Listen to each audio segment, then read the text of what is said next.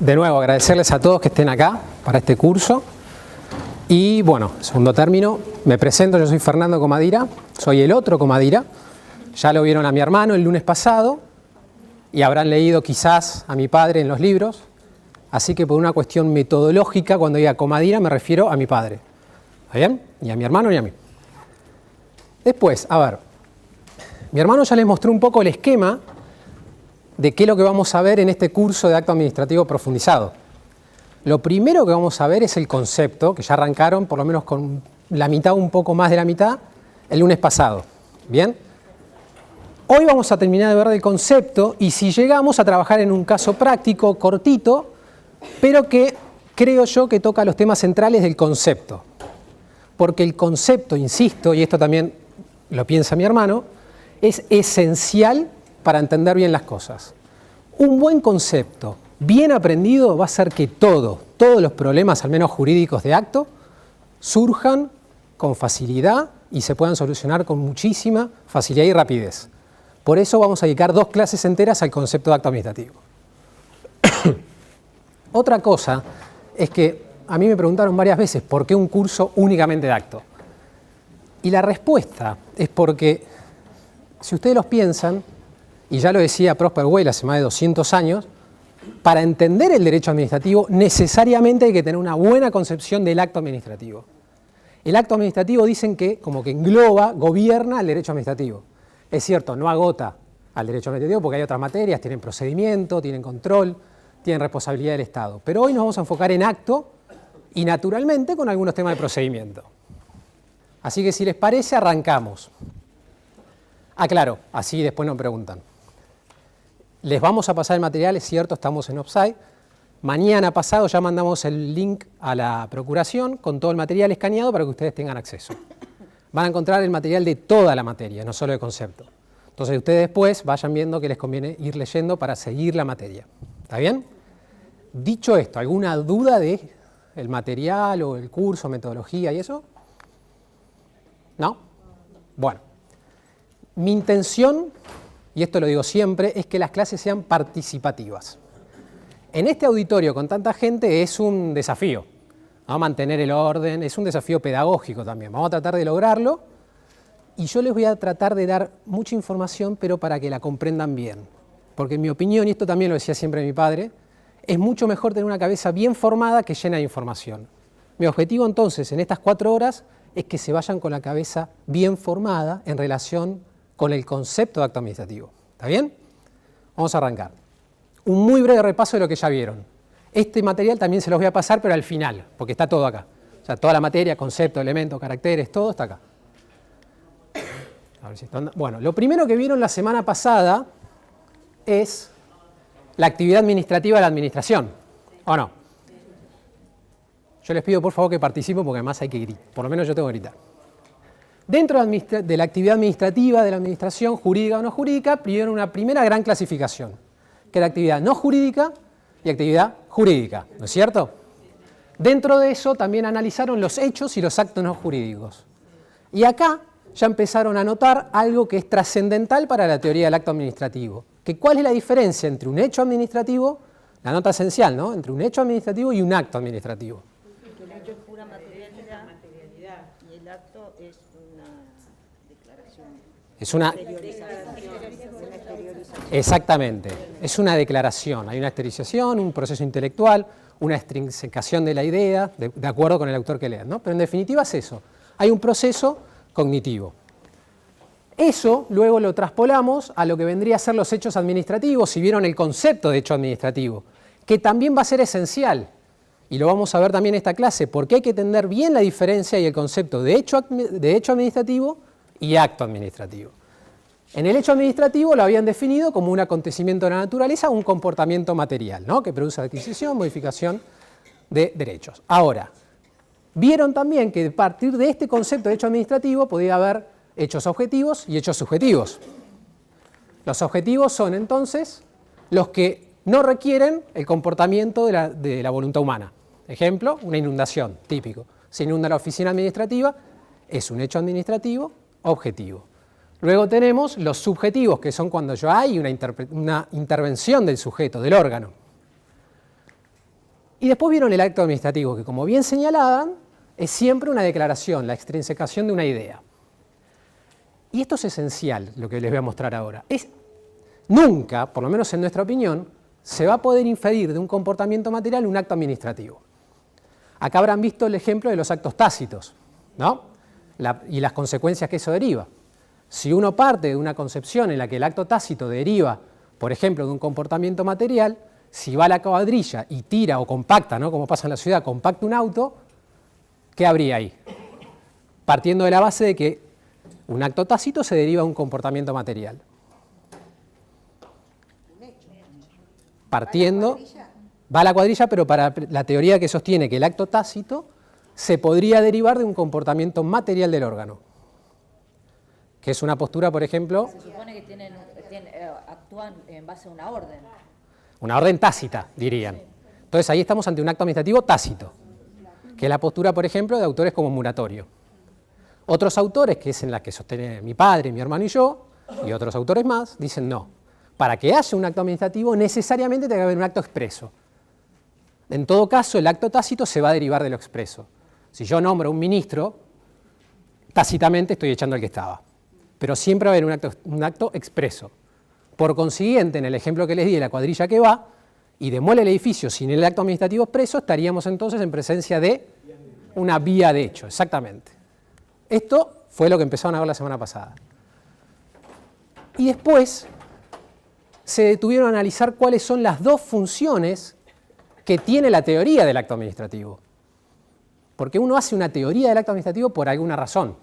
No es que un día se levanta a la mañana y dice vamos a hablar del acto administrativo. Al menos no yo. Entonces se dice que básicamente son dos las funciones del acto administrativo. La primera es tratar de brindar seguridad jurídica tanto a los intereses públicos como privados. Esa es una función teleológica, la que digo yo. Y la segunda es más bien práctica, porque en el concepto de acto administrativo va a tener que responder a la realidad misma.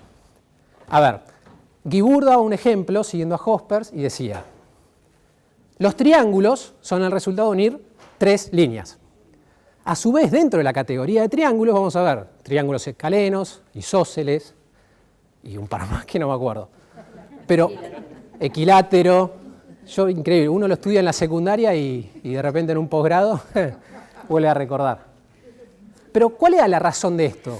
La razón de ponerle una palabra a las cosas es que la palabra clasifica las cosas de acuerdo a cualidades comunes.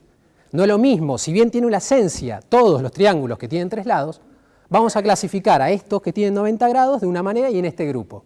Lo mismo se trata de hacer con la teoría del acto administrativo. Todo, así como el resultado de unir tres líneas es un triángulo, el resultado de la función administrativa va a ser el acto administrativo, en sentido amplio, ¿no? Un triángulo en sentido amplio.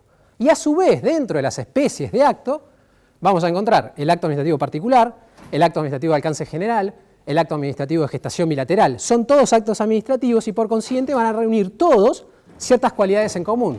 Por ejemplo, los requisitos para su válida configuración, que lo vamos a ver la clase que viene, competencia, causa y demás. Sin embargo, la razón por la que los clasificamos es porque tienen cualidades diferentes, que en el caso van a estar dadas por el régimen jurídico. Por eso la segunda función de la teoría es básicamente buscar homogeneidad en el concepto. Y sobre esa base, sabiendo que el acto administrativo particular y el acto administrativo general, por ejemplo, tienen y están sometidos a un régimen jurídico diferente, se distinguen y se dan conceptos distintos. Sobre esa base y teniendo en cuenta que la teoría del acto administrativo que nosotros vamos a analizar tiene que obedecer a un régimen jurídico común, vieron un concepto o empezaron a ver un concepto. ¿Hasta acá me siguen? Bien, si yo no soy claro, me preguntan, no tengo ningún problema. Y este es el concepto que empezaron a ver. Se dice entonces que el acto administrativo es una declaración emitida por un órgano estatal o un ente no estatal en el ejercicio de la función administrativa que produce efectos jurídicos directos e individuales respecto de terceros. Este concepto, lo que estamos haciendo en estas dos clases es analizar parte por parte. ¿Se acuerdan cuando estudiaban penal y uno veía delito, acción típica antijurídica culpable? Y estudiaban cada parte. Si faltaba algo, ¿había o no delito? No. Lo mismo vamos a hacer acá. Llega a faltar algo de esto y no hay acto administrativo.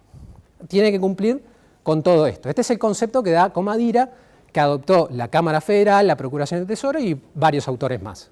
En mayor o menor medida todos coinciden en esto. Hay algunos matices que lo vamos a ir viendo. Bien, empezaron entonces con lo que es declaración. Y acá viene lo que vimos en el hecho y el acto. La diferencia ¿cuál es? Que hay un proceso intelectual. Ese proceso intelectual, a su vez, vieron en qué podía consistir. ¿En qué podía consistir la declaración, el acto administrativo? Bien. Una mera constatación. Una declaración. La manifestación de voluntad. Así es. ¿Su nombre? Carolina. Carolina nos dice que la declaración en la que el acto administrativo consiste puede versar sobre una constatación de hechos, un juicio de valor u opinión, o finalmente en una declaración de voluntad. En estas tres cosas, algunos autores, si bien fueron cambiando su definición a lo largo de las distintas ediciones de las obras, decían que el acto administrativo era una declaración de voluntad. Entonces, por eso excluían, por ejemplo, al recibo de haber del empleado público de un acto administrativo. Decía, ahí no hay voluntad. Hay una ecuación netamente aritmética. Entonces, no hay acto. Y este debate se llevó también a la jurisprudencia. ¿Qué caso analizaron con mi hermano? ¿Se acuerdan? Podestá. Y fíjense las diferencias que hay. Sí. ¿Está bien? Sí, sí. Sí, estaba armado de esa manera. Fíjense la diferencia que puede llegar a haber entre concebir al recibo de haberes que uno percibe como un acto como un hecho. La primera consecuencia. Si es un acto administrativo, inmediatamente desde que te lo notifican, empiezan a correr los plazos para impugnarlo. Entre otras características. No nos vamos a detener en eso porque para eso va a estar el caso, si ya vamos a verlo hoy. La Corte, es cierto, en el 89 creo que era, en Podestá dijo que no, que se trataba de una simple ecuación aritmética. No obstante, la Procuración del Tesoro, en doctrina reiterada hasta el año pasado, inclusive, sostuvo que el recibo de haberes es un acto administrativo. ¿Por qué? Porque la declaración, dice la Procuración, citando a Comadira, consiste en una declaración que podía ser una constatación de hechos o un juicio de valor y finalmente una manifestación de la voluntad. La Cámara Contencioso Federal también sostuvo esta postura, en el caso Nandín. ¿Cómo? ¿Sí? ¿Era ese? Era el caso Nandín. En el caso Nandín también dijo que los recibos de haberes son actos administrativos. Por consiguiente, si a ustedes les llega un recibo de haberes y no les gusta, impúgnenlo en tiempo y forma. Porque si no les va a quedar firme y después no va a poder pedir ni daños ni perjuicios. Bien, entonces arrancaron con declaración. Dentro de la declaración, a su vez, vieron la incidencia de la voluntad de la persona. Y acá también vieron una de las diferencias que hay entre lo que vendría a ser el derecho público y el derecho privado. Porque la voluntad, en el acto administrativo, esto lo vieron con Pablo, puede o no incidir y también de acuerdo con la postura que uno adopte. Si uno adopta una postura, por ejemplo, como la de Casagne, el vicio en la voluntad, ¿qué va a generar? El vicio en la voluntad, no en cuanto a los efectos, sino en cuanto a la validez. Una nulidad. Si adoptan la postura, por ejemplo, de Comadira, entre otros, ¿habría que hacer alguna diferencia donde hay o no un vicio?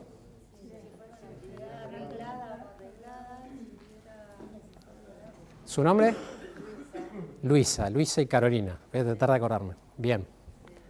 ¿Cómo me decís, Luisa? No, ahí creo que venía por ahí, si no mal no recuerdo, que entre la voluntad del funcionario, del que emitiera el acto administrativo, hacía diferencias entre que si él estaba dentro de una actividad arreglada o no, y en cuanto a una continuidad o una estabilidad del acto administrativo que también debía haber. A ver, lo que Luisa nos dice es que, en resumen, que había que distinguir si se trataba de actividad arreglada o discrecional. La actividad arreglada, lo saben bien, es cuando la norma o las consecuencias vienen predeterminadas por la norma y no hay opciones. Hay una sola opción válida, diría Dworkin. Sin embargo, en lo que vendría a ser en la actividad discrecional, se está ante soluciones válidas. Típico ejemplo, en materia de contrataciones, cuando ven que se dice que el contrato se va a adjudicar a la oferta más conveniente. Típico ejemplo, también se cuestiona si es una actividad discrecional o si vendría a ser un concepto jurídico indeterminado, ¿no? Allá de eso que nació en Alemania. La mayoría de la doctrina, y también pareciera ser la opinión de la justicia, es que se trata de una actividad discrecional. Es decir, que la administración, cuando hay una actividad discrecional otorgada por el ordenamiento, la administración puede elegir válidamente entre todas las opciones que tiene. Y también puede elegir entre actuar o no. Discrecionalidad de actuación sería, y discrecionalidad de elección. La posibilidad de actuar o no, y en su caso, de elegir entre indiferentes jurídicos totalmente válidos. Entonces, sobre ese esquema se dice, bueno, si la voluntad está viciada en la actividad discrecional, y sí va a influir, porque ahí la decisión podría haber sido otra. No obstante, si la actividad es reglada, si yo les tengo que dar, por ejemplo, una jubilación, ustedes tienen que cumplir con ciertos requisitos, eso está arreglado. Los cumplen, se los tengo que dar. Me paguen en una coima, me amenacen con una pistola, no. ¿Alguien preguntó algo? ¿No quieren preguntar nada? No, pero tu hermano dijo que en el caso de la coima igual sería... Pero sí, pero por otras razones. Por otras razones. Sí, las convenciones, eso también lo vamos a profundizar. Es cierto, eso es cierto, pero en general, no. Bien, salvando eso, después continuaron viendo los actos verbales, porque la declaración además puede ser no solo en forma escrita, que es la regla en el ámbito de la Ley de Procedimiento Nacional y Local, sino que puede haber actos verbales. El típico ejemplo, cuando uno va caminando y un policía los detiene. O se da mucho también en el ámbito de las Fuerzas Armadas. La posibilidad de la existencia de actos administrativos verbales fue reconocida tanto por la doctrina como por la jurisprudencia. En el caso Quesoro, caso Allende, caso Mendoza, un poco más reciente. Bien, después vieron que la declaración podría ser un acto tácito o implícito, que es lo que acabamos de ver. Según la postura que sostiene que el acto se puede derivar del comportamiento material, estamos ante un acto tácito. Sería implícito si se deriva del acto expreso, según la postura A. Según la postura que tenemos nosotros, la única forma de que exista un acto administrativo tácito es como derivación del acto expreso.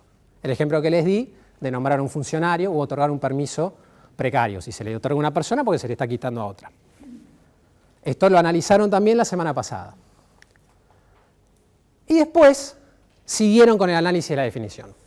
Vieron que era una declaración emitida por un órgano estatal o un ente no estatal, y acá la clave, que es en el ejercicio de la función administrativa.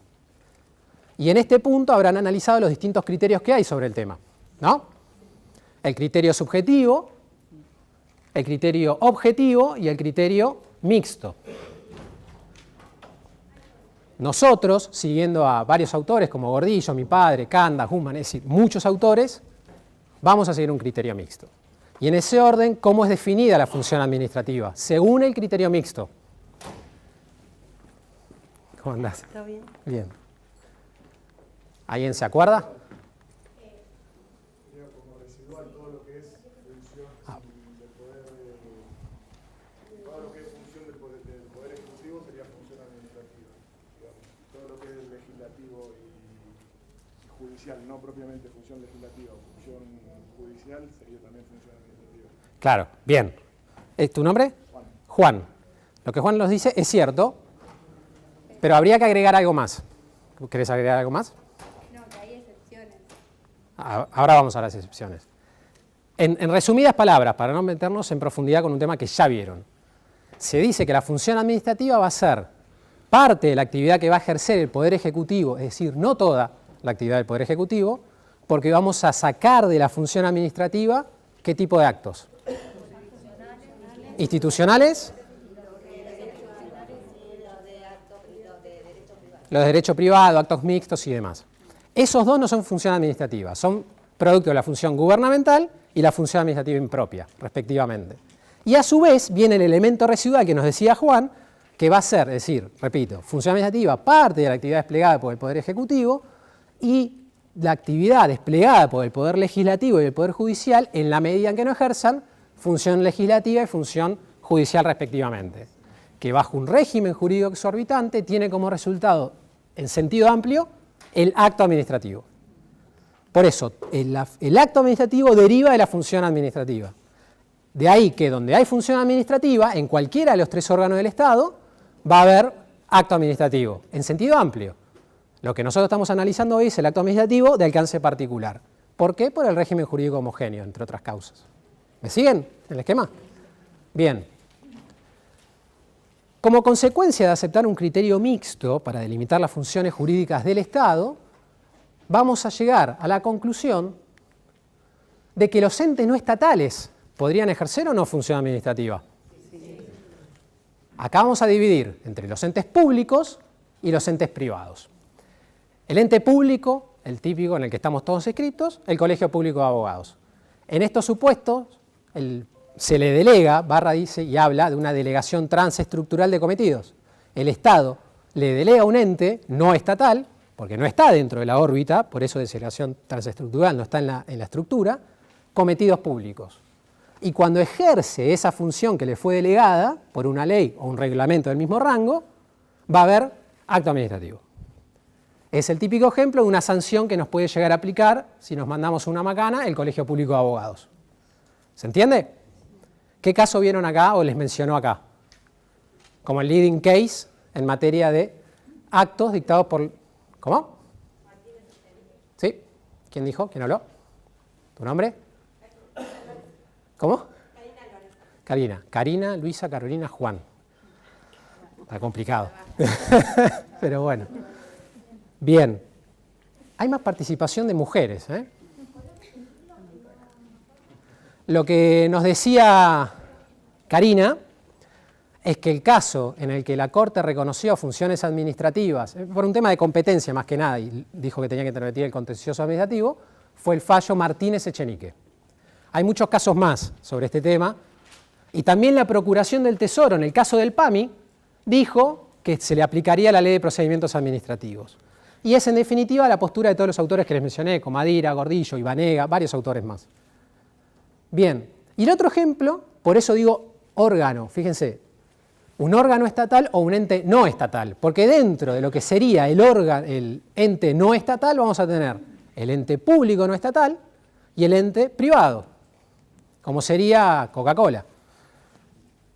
Y el típico ejemplo que se suele mencionar, en el que ejercen función administrativa, sin mirar el PowerPoint, ¿cuál sería? Muy bien. Exactamente, un concesionario de servicios públicos. En esos casos está ejerciendo, en algunos casos va a estar ejerciendo función administrativa y por consiguiente el resultado de esa función necesariamente va a tener que ser el acto administrativo, en sentido amplio o en sentido estricto. Ahora, acá hay un decreto que yo se los anoté, que es el decreto 1446 del año 90, está derogado, pero era el mejor ejemplo para demostrar la existencia de función administrativa en los concesionarios de servicios públicos. Yo me acuerdo, cuando era más joven, que iba con mis padres a Mar del Plata, y cuando íbamos por la Ruta 2, teníamos a la derecha Gándara y a la izquierda Villavicencio. ¿Se acuerdan? Y a 150 metros una rotonda, entonces todo el mundo lo que hacía, daba la vueltita y te quedabas con yogur, con las botellitas de agua y te pegaban la etiqueta en el auto, tenías que frenar, sacársela porque si no, decían que ya te vieron. Bien, lo peor es que quedó grabada la trampa que hacía. Pero en este decreto, casualmente, se decía que la multa que le apliquen al concesionario, que el concesionario le aplique a los camiones, porque hay unas balanzas, no sé si se acuerdan, siguen estando pero tiene otro régimen, pesaban los camiones. Si el camión excedía de cierto tonelaje, se le aplicaba una multa. Esa multa, decía ese decreto que les mencioné, era un acto administrativo. Y por consiguiente, decía el decreto, se iba a impugnar a través del sistema recursivo previsto en la ley y en el reglamento de la Ley de Procedimiento Administrativo. Típico ejemplo de acto administrativo dictado por un ente privado, en el que el Estado, insisto, con la doctrina de la delegación transestructural de cometidos, le delega la función administrativa, en los términos de Barra. Discúlpame, ahí también Sí. entrarían, puede ser, los colegios secundarios de gestiones privadas, por ejemplo, los católicos. A ver, cuando... Yo que sí, o sea, están bajo la tutela del Ministerio de Educación, pero a la misma vez tienen su gestión privada. Bueno, el ejemplo que se suele dar en materia de colegios, y especialmente universidades, es el título que te da la universidad privada. Dicen, por ejemplo, Tawil en su obra dice, bueno, es el típico ejemplo de un acto administrativo expedido por una universidad privada, porque el Estado le delegó la función educativa y demás. Podría traspolarse a ese caso. Ese es otro ejemplo que suele dar la doctrina. Drom y Tawil hablan de los títulos universitarios. Bien, por acá escuché los registros, ¿no?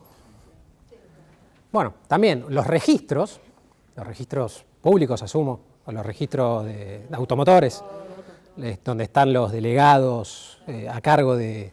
Eso también es el típico, es lo que se llama acto administrativo de registro, dice el Perín. Es el típico ejemplo en el que el Estado le delega la función. Sí. Afectaba al delegado Sí, claro. registro y no a los empleados, a las funciones que cumplen los empleados. No, totalmente, es que es así. Es que también hay todo un debate, por ejemplo, con la SAPEM, o todas las empresas del Estado que irrumpieron en la década del 90, que el Estado empezó a adoptar figuras societarias. También se discute, por ejemplo, si los funcionarios, si los empleados que trabajan ahí son o no empleados públicos. Guste o no, la Procuración dice que los que están arriba, es decir, los que tienen funciones directivas, son empleados públicos. Guste o no, dice eso. Bueno, ese es un debate que nos excede. ¿Cómo? Responsabilidad penal todos tienen. La pregunta es si tienen responsabilidad disciplinaria o política, se podría decir. Ah, bueno, sí. Bueno, es que el tema había saltado de los dictámenes de la Procuración. Hubo uno en octubre del año pasado, justamente por el régimen de incompatibilidad. Si esa persona además podía tener un cargo en la Administración Central. Había saltado por esos lados. Pero nos vamos, Organización administrativa es lindo, pero nos vamos a ir. Bien, entonces analizaron esto. Entonces ya vimos que es una declaración con todo lo que eso importa. En el ejercicio de la función administrativa, es decir, que donde hay función administrativa va a haber acto administrativo, pero tenemos que seguir viendo la definición para saber si estamos o no ante un acto administrativo con todas las consecuencias que eso va a implicar. ¿Cuáles son las consecuencias? Es lo que se llama el régimen jurídico exorbitante, porque el acto administrativo, la función administrativa, está sometida a un régimen jurídico exorbitante, a un régimen jurídico de derecho administrativo, dicen hoy los autores.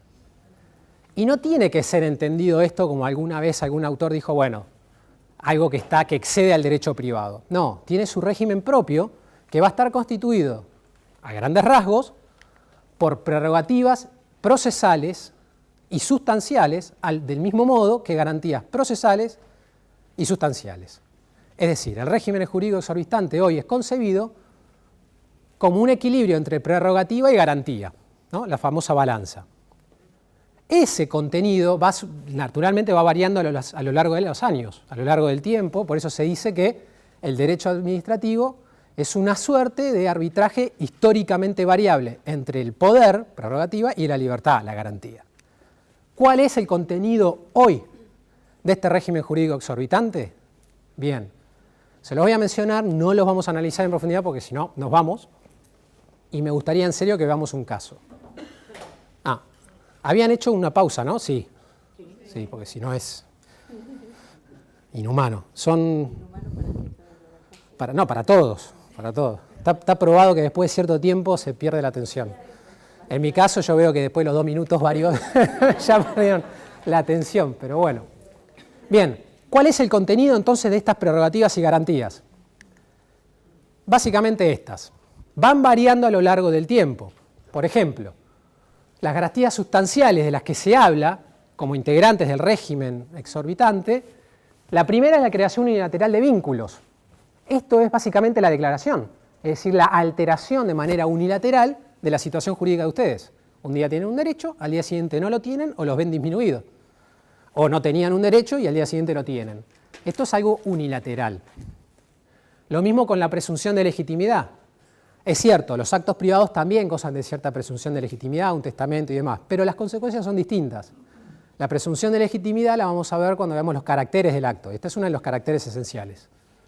La ejecutoriedad, esto también lo van a ver en profundidad en caracteres, es decir, la potestad que tiene la administración de ejecutar por sí y ante sí el acto, incluso en contra de la voluntad de ustedes. Si yo llego a mi casa hoy a la noche y veo que dejaron una moto atada a la reja de mi casa, no tengo ni casa ni reja, pero imaginemos que sí, ¿yo puedo cortar la cadena y llevarme la moto? No. Ahora, ¿si hacen lo mismo frente a la Casa Rosada? Claro. ¿Por qué? Porque la ejecutoriedad está justamente concebida como una prerrogativa del Estado. Es más, en ciertos casos, cuando se vence una concesión, el Estado tiene un proceso de lanzamiento muy breve. En 10 días, inaudita aparte incluso, salvo en la ciudad, que se modificó con la sentencia del tribunal y ahora es con un plazo de 10 días, creo que se da traslado. Otra prerrogativa a favor del Estado, sustancial, la potestad de volver sobre sus propios actos, inconcebible en el derecho privado. ¿Qué dice el 387 del Código Civil y Comercial? Es una pregunta. Si me decían que sí, ya. Bueno, a ver, el típico principio. ¿Quién no puede alegar su propia torpeza? El que generó la nulidad. Acá está pasando lo contrario. El Estado, cuando genera y advierte que se equivocó, que generó una torpeza y dictó un acto nulo o un contrato nulo como especie de acto amplio, ¿qué tiene que hacer? Acción de lesividad si no lo puede anular por sí ante sí, y si lo puede, claro, al contencioso, es decir, el Estado actor, y si no anularlo con efectos ejecutorios en sede administrativa. Bueno, si generó derechos que se estén, lo vamos a ver, vamos a tener una clase especial de extinción del acto administrativo de este tema, que si no me equivoco quizás la tienen conmigo. Otra prerrogativa, régimen especial de contrataciones y de bienes.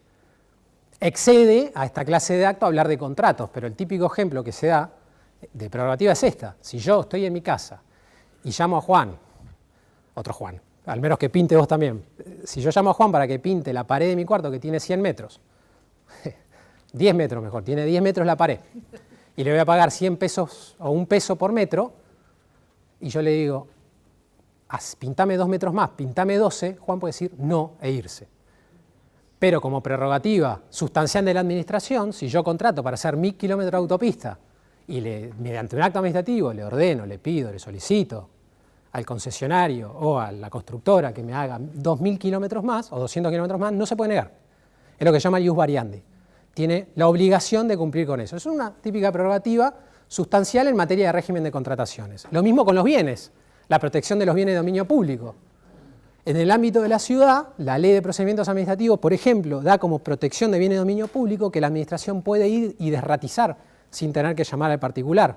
En realidad lo llama, lo intima, si no contesta, se mete en la propiedad para desratizar o si hay un edificio que amenaza ruina. ¿Por qué? Porque se protegen los bienes de dominio público, lo mismo con las plazas. Prerrogativas procesales, agotamiento de la vía administrativa. Yo no puedo demandar al Estado en sede judicial si previamente no pedí la nulidad de los actos o en su caso no interpuse un reclamo pidiendo que me reconozca un derecho. Esto es lo que se llama autotutela reduplicativa. Segundo, los efectos declaratorios de las sentencias. Tercero, el régimen especial de ejecución de las sentencias. Cuarto, plazo breve de caducidad. Quinto, esto vamos a verlo un poco hoy, proceso de lesividad, que era el que mencionaban ahora, es decir, alegrar la propia torpeza en la justicia. Sexto, mayor plazo para ciertas cargas procesales. Séptimo, en comparecencia personal de algunos funcionarios. Y este es uno nuevo que la doctrina lo está empezando a mencionar, que es el régimen de las medidas cautelares. Porque en principio no, según en el Código Civil, o mejor dicho, procesal y civil, las medidas cautelares, ¿cómo se decretan? Inaudita parte. Hoy, en el sistema, al menos federal, de la ley de medidas cautelares, previo a una medida cautelar en la que interviene el Estado, o es parte del Estado, o un ente autárquico, se le corre lo que se llama un informe previo.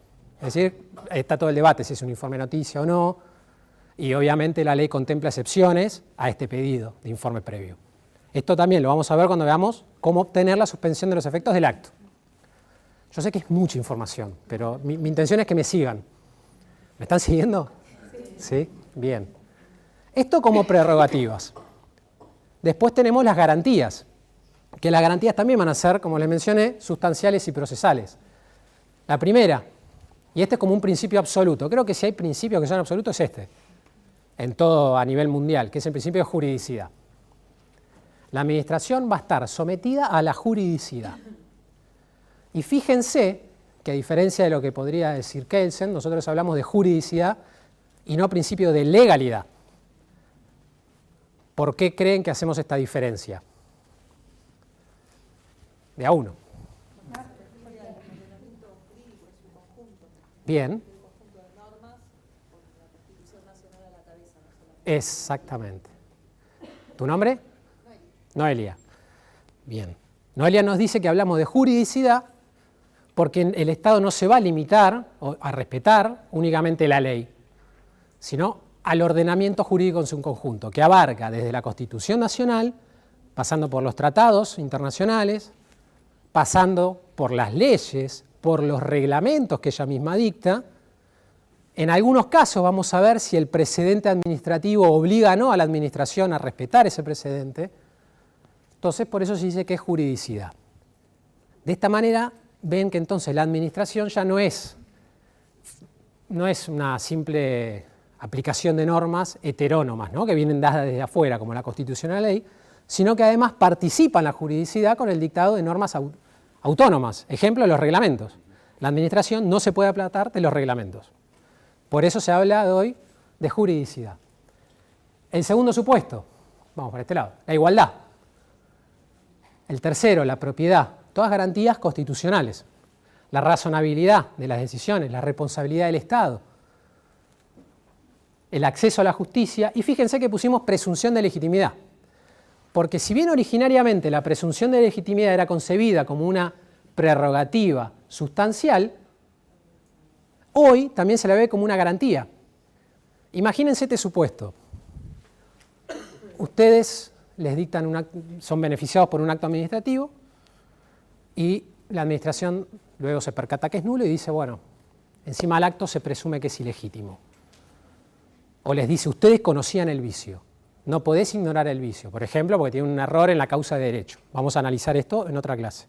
¿Ustedes qué le podrían contestar a la administración? Justamente hay presunción de legitimidad y que en todo caso tendría que ir con una acción de lesividad. Exactamente. Te quiero preguntar el nombre, pero ya me olvidé el de... ¿Pero tu nombre? Mariana. Mariana.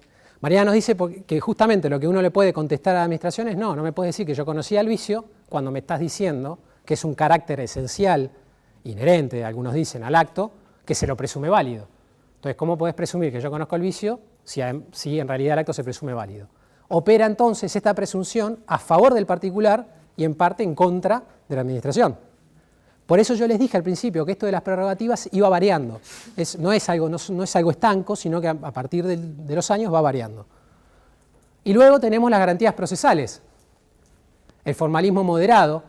Nosotros pusimos formalismo moderado y no informalismo, porque en realidad en el marco del procedimiento administrativo no hay ausencia de formas, sino una atenuación, una moderación de las formas no esenciales. Típico ejemplo que me ha pasado muchas veces. Un particular presenta un escrito y la administración no le puso el cargo. ¿Qué creen que se hace en este momento? Se toma como presentado en término.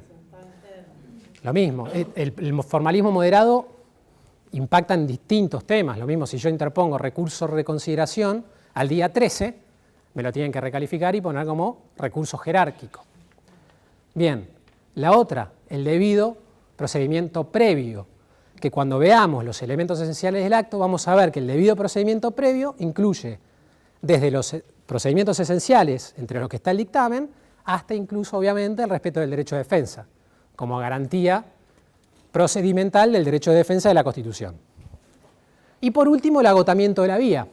Esto es una tesis mía que puede estar equivocada. ¿Pero por qué? Porque en muchos casos la administración, como por ejemplo en el proceso de lesividad, previo a demandar la nulidad de sus actos, debería dictar un acto y agotar la instancia administrativa, es decir, convocando al particular a decirle, mirá que el acto que dicté es nulo, te allanás, no te allanás, tenés algo para decir o no, y después ir a la justicia. Es lo que se llama la declaración de lesividad. Esta declaración de lesividad, previo a que el Estado, por el proceso de lesividad, pida la nulidad de su acto, vamos a ver en otras clases que implica básicamente que el Estado convoque al particular, les dé las razones suficientes para ver si el acto es o no válido.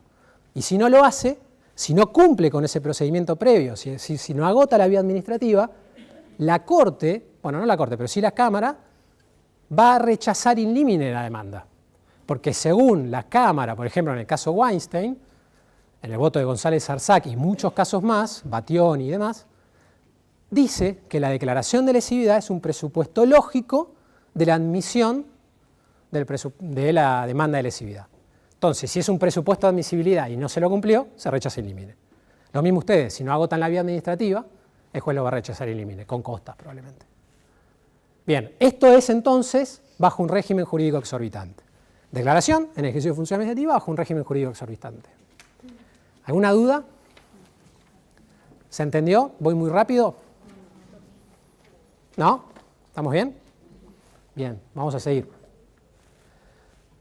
declaración en ejercicio de la función administrativa, bajo un régimen jurídico exorbitante, y ahora nos vamos a detener unos instantes en lo que es la nota esencial del acto administrativo, que es la producción de efectos jurídicos directos. Ahí va. Bueno, este es el cuadrito que les mostré recién. Fíjense lo que dice la Procuración. La nota característica definitoria inherente del acto administrativo propiamente dicho es la aptitud para producir efectos jurídicos directos. Entre muchos otros, hay muchos dictámenes, pero esto es esencial, lo dice todo el tiempo. Autores como San Martino hablan de que es inherente al acto administrativo la producción de efectos jurídicos, coincido, y todos los autores dicen que el acto administrativo, para ser tal, además de ser una declaración en función administrativa, tiene que alterar de manera unilateral la esfera jurídica de los particulares, ya sea otorgando un derecho o ampliando uno, como reduciendo o quitando un derecho. Si no hay alteración jurídica, no hay acto administrativo. Esa es la nota esencial e inherente. Y esta es una de las partes más difíciles, porque muchas veces pasa que uno se pregunta, bueno, ¿esto es o no un acto administrativo? Si lo es, lo tengo que impugnar, por todo el régimen exorbitante que vimos. Si no lo es, zafo de impugnarlo. Pero si no lo es, significa que tampoco me está confiriendo un derecho.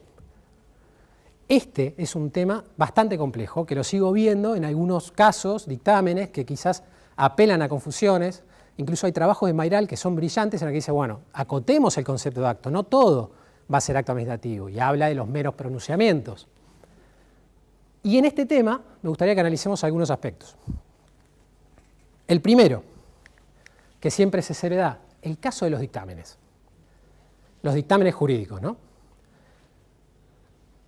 Antes de avanzar, el dictamen jurídico, ¿ustedes qué creen?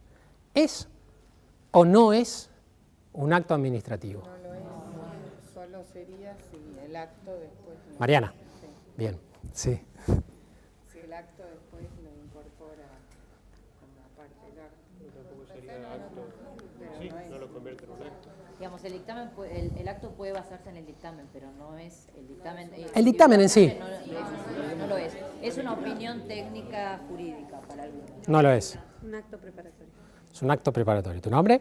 Sol. Sol. Sol nos dice que es un acto preparatorio, que básicamente es lo mismo que decían acá. Bien, el tema está discutido. Se discutió a nivel también, la Procuración tuvo que expedirse sobre estos temas. En principio general, el concepto, es como dice Sol, es un acto preparatorio de la voluntad administrativa. Hago las comillas porque sabemos que no necesariamente es la voluntad. El dictamen jurídico, en rigor, es un típico acto interorgánico, en la especie de consulta. El acto interorgánico es el que surge de la relación entre dos o más órganos de un mismo ente o persona jurídica estatal. Puede ser de consulta, como es el dictamen, de conflicto en cuestiones de competencia.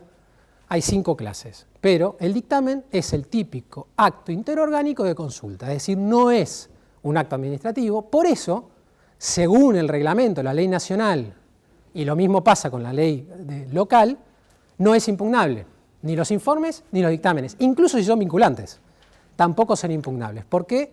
Porque no traducen la voluntad, entre comillas, de la administración. Hasta acá estamos bien. Sin embargo, hay casos en los que la Procuración e incluso las normas otorgan a los dictámenes el carácter de acto administrativo. Entonces, en estos casos, a uno le llega el dictamen y tiene que analizarlo, porque, insisto, desde que se notifican a partir del día siguiente se disparan todos los plazos. ¿Cuáles son los ejemplos? Algunos, porque hay muchos, y un par los quería dejar para el caso. Vimos la naturaleza jurídica. Como bien decían, es un acto preparatorio. En el caso Van der Beek, Molino, un montón de fallos se dice eso. Sin embargo, la pregunta es, ¿qué pasa si a ustedes les notifican un dictamen? Imagínense, están en la oficina y viene un cliente, no me tengo que sentar, y les pregunta, mira, me llegó este dictamen de la Dirección General de Sumarios aconsejando una suspensión de 20 días. ¿Qué hago? Y les notificaron el dictamen. Estamos hablando que les notificaron el dictamen. En principio, la respuesta que uno le viene es decir, ¿lo tengo que impugnar o no? Claro, por si las dudas, porque el formalismo como que a veces...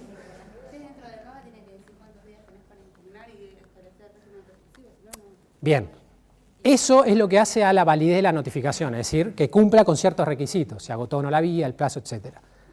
Pero esos requisitos son para el acto administrativo. Entonces, la pregunta es si hay... Pero si a vos te notifican una resolución en la que te otorgan un beneficio previsional y no te dicen las normas, que vos podés, esto que me decís vos, ¿no? El plazo para si agota o no la vía. ¿No hay acto? ¿O hay acto nulo? Claro, pero eso no es un acto. Una cosa es la validez y otra cosa es la naturaleza. La pregunta es si es o no acto administrativo. Excelente, lo que dice Juan. Repito Juan, pero porque no se escucha.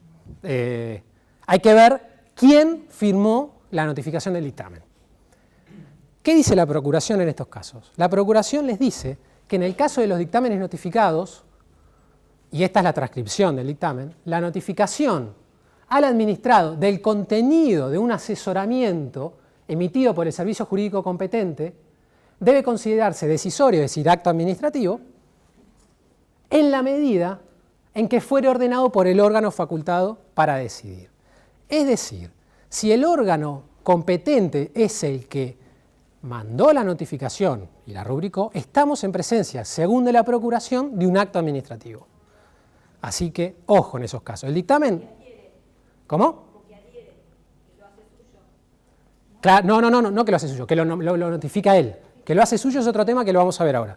Esto es que lo manda a notificar. Ahí la Procuración les dice es un acto administrativo, en todos esos dictámenes, entre otros. ¿Qué pasa? Acá lo que está diciendo, la teoría de fondo, ¿cuál es? Si el que puede resolver mandó a notificar el dictamen, ¿qué se está infiriendo, en definitiva? ¿Qué tipo de acto estaríamos en el esquema que vimos antes? Tácito. Les pregunto, según la postura que adoptamos nosotros, que insisto, no tiene por qué ser la válida ni la verdadera, nosotros simplemente le hacemos llegar nuestra visión de las cosas, que como ven, no es lo de la Procuración. Según nuestra postura, ¿podría inferirse de ese comportamiento material de la autoridad de notificar el acto? No. ¿Se dan cuenta las consecuencias que derivan de una u otra postura? Sepan hoy que el dictamen notificado por autoridad competente, en los términos que dicen ahí, la Procuración lo considera entonces un acto administrativo. Nosotros entendemos que no. Discúlpame. Sí. Pero si consideras que ese fuera un acto tácito, Sí. la voluntad, y él envía el dictamen y lo notifica, ¿no lo estaría transformando en un expreso? O sea, la parte expresa no sería a través del dictamen. Ahora vamos a ver. Y ahí transformaría y sería acto administrativo. Una cosa es mandar a notificar y otra cosa es lo que mencionaban por allá, el visto bueno, el conforme, eso es otro tema. E incluso decir se le hace saber tal cosa. Son tres cosas distintas. Acá estamos hablando de la mera notificación de dictamen por la autoridad competente. Sí. Pero no es muy complicado, o sea, no es mejor, digo, tener reglas de juego un poco más claras, porque esto está infiriendo, bueno, si me notificó la parte competente, le tengo que recurrir. Bueno, ¿y cuál era la primera función de la teoría del acto? Brindar seguridad jurídica. Y por eso. Pero bueno, por eso es la idea del curso, que ustedes tengan bien el concepto para evitar caer en estas ambigüedades, para otorgar seguridad jurídica al administrado y a la administración misma, ¿no? Porque si decís que eso no acto, es un problema. Tiene que quedar claro el concepto por las consecuencias que se implica. La primera función es esa, brindar esa seguridad jurídica. Un claro concepto de acto administrativo te va a llevar a decir si es o no acto. Nosotros pensamos que no, por esta visión que tenemos. Es cierto, es complicado. Yo, de hecho, si viene un cliente, lo primero que voy a hacer es, sí, por juicio de la opinión que le merece a su script, pum, impugná. Porque después además te comes una sanción en el ejercicio de la función administrativa del Colegio Público de Abogados. Es complicado. Sí. A mí se me presenta una duda. Sí. Yo admiro totalmente a esto, pero cuando toman vistas, de alguna forma se notifica. A nivel local, el cliente electrónico a veces me permite sacar el dictamen, Sí. todavía no está fijo, y otras veces no me lo permite. ¿A qué te referís con sacar?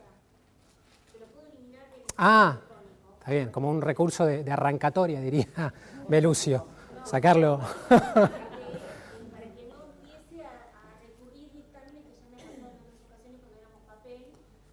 Bueno, recurría y tuve 48 recursos administrativos contra dictámenes, no había forma de poder llegar con solo ver eso, recurrir. La cuestión es que con el decreto electrónico a veces está en fase en la Procuración General y no hay forma de sacarlo. Entonces, si quería tomar vista, el dictamen de la Procuración General. Y muchas veces quiere presentar ya observaciones antes del acto administrativo. Eso que presenta, ¿se lo puede tomar cuando llegue el acto administrativo como parte de los agrarios? ¿Cómo haces? Sí. Bueno, a ver, el dictamen jurídico, el acto administrativo tiene varios elementos. Uno es debido a procedimiento previo, que incluye el dictamen. Entonces, eventualmente, si el dictamen, por alguna razón, la mayoría te va a decir, incluso la jurisprudencia, que a los dictámenes jurídicos se le aplica por analogía los vicios del acto. Entonces, si un dictamen está viciado, por X razón, va a impactar en el acto administrativo final. No lo tenés que tramitar en el sentido de recurso porque no lo es. Sí, eventualmente lo podés tomar en consideración y la persona lo que va a hacer es impugnar el acto y cuestionar en el acto, el elemento de procedimiento, dictamen. Ese sería el correcto tratamiento.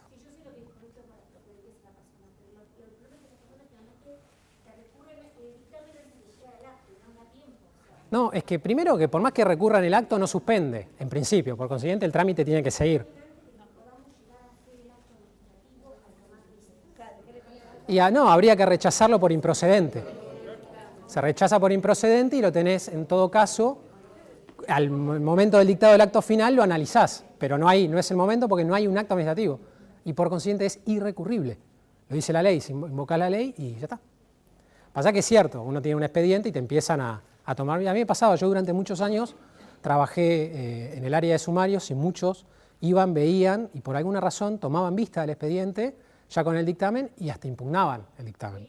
Pero no se le da tramitación como recurso, porque no, como acto, porque no lo es. Por consiguiente no es recurso y por lo general aplicaban y decían este criterio en la dirección de sumarios. ¿No vale? Que muchas veces pasaba que impugnaban los dictámenes y siempre se invocaba la misma norma. No son actos administrativos, por consiguiente son irrecurribles. En el caso esto está, lo vamos a ver. Sí, decime. ¿Esto que diga dictamen notificado no? No, de hecho los que les mostré antes, Bondarbeque, Molino de Ría de Plata y demás, sostienen esto, que el dictamen no es apto para producir efectos jurídicos. Eventualmente, lo que te va a producir efectos jurídicos va a ser el acto que acoja o no el criterio. Eso es lo que dice la jurisprudencia. Lo que pasa acá es que te dicen, bueno, pero si te lo dictó, si te lo notificó la autoridad competente, hay un acto tácito.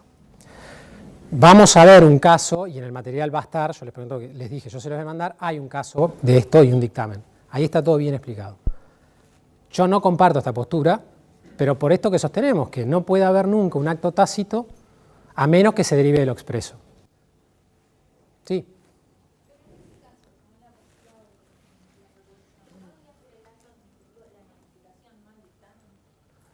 No, porque la notificación es un acto, naturalmente, la naturaleza es un acto, pero no administrativo.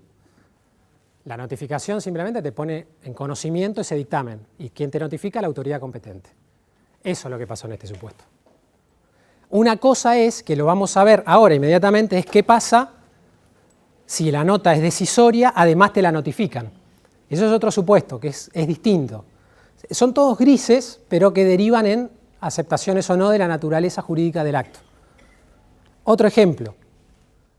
Los dictámenes conformados, que era lo que hablaban, se le dice dictámenes conformados al famoso visto bueno, visto el dictamen que antecede, se le hace saber tal cosa. Pero perdón, no me queda claro. Sí. Perdón, No, dale, decime. Pero, o sea, si a mí se aparece un dictamen sugiriendo lo que decías vos antes, 20 Sí. días de suspensión. Y te lo notificó la autoridad competente, es un acto administrativo. ¿Y eso vale como, o sea, ya automáticamente vale como sanción y empieza a correr?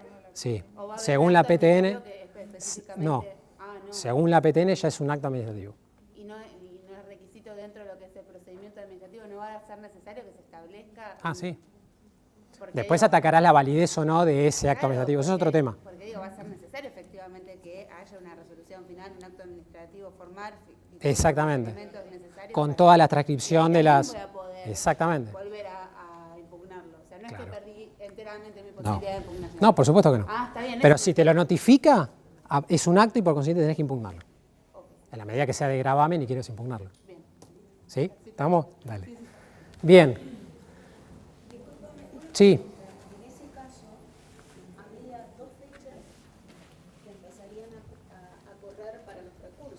No, la fecha de notificación es la que vale.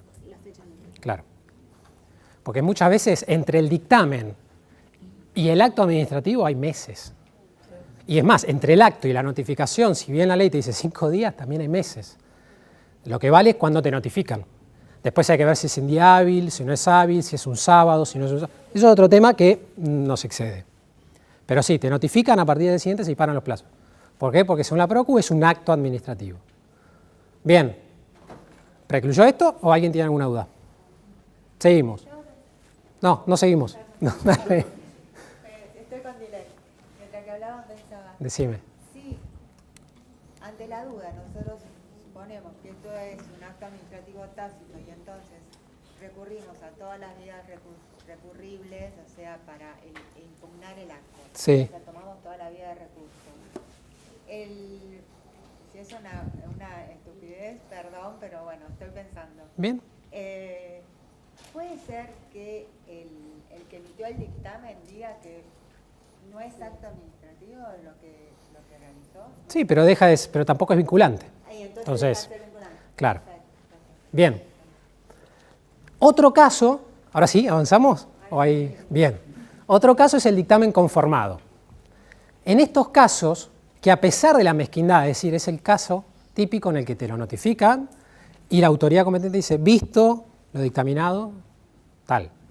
Es el famoso visto bueno o conforme, que de hecho a nivel nacional tenía y estaba regulado a nivel normativo. Había una norma que se derogó en el 2017, a ver si la tengo, es el decreto 333 del 85. Este decreto, que es las normas de procedimiento interno, ¿se acuerdan? Este decreto, que se derogó en el 2017 con el decreto 336, les voy a leer lo que decía. Y sobre la base de esta norma, la jurisprudencia y la doctrina decían, es un verdadero acto administrativo. ¿Por qué? Porque la autoridad competente acá está o no manifestando su voluntad. Sí, entonces el visto bueno o conforme, según la jurisprudencia, más allá de la mezquindad en el sentido de la vaguedad, del cumplimiento de los requisitos esenciales, decía que era un acto administrativo. Acá tengo la norma. Este decreto decía, repeticiones, ¿no? Se derogó, pero decía, debe evitarse la repetición de informes o dictámenes. Cuando un funcionario desee expresar conformidad con lo manifestado en un informe o dictamen, se limitará a colocar la siguiente leyenda. B corta, B larga, es decir, visto bueno. Por eso, para evitar, es decir, para no tener que transcribir, porque en definitiva los actos administrativos, los considerandos son muchas veces transcripciones de los dictámenes. Entonces, para evitar eso, se dictó esta norma hoy derogada y en ese marco decían, sí, es un verdadero acto administrativo. ¿Por qué? Porque la autoridad está dando a conocer la decisión definitiva de él. Este es el caso de los dictámenes conformados, dice la doctrina. Hay más supuestos, que pasa mucho en materia de contrataciones. No nos vamos a meter de lleno en materia de contratos, porque estamos en acto, pero el típico ejemplo es lo que se llama la preadjudicación condicionada. En el marco de una licitación pública para celebrar después un contrato hay varias etapas, 30 supónganse. Una de esas etapas es la preadjudicación.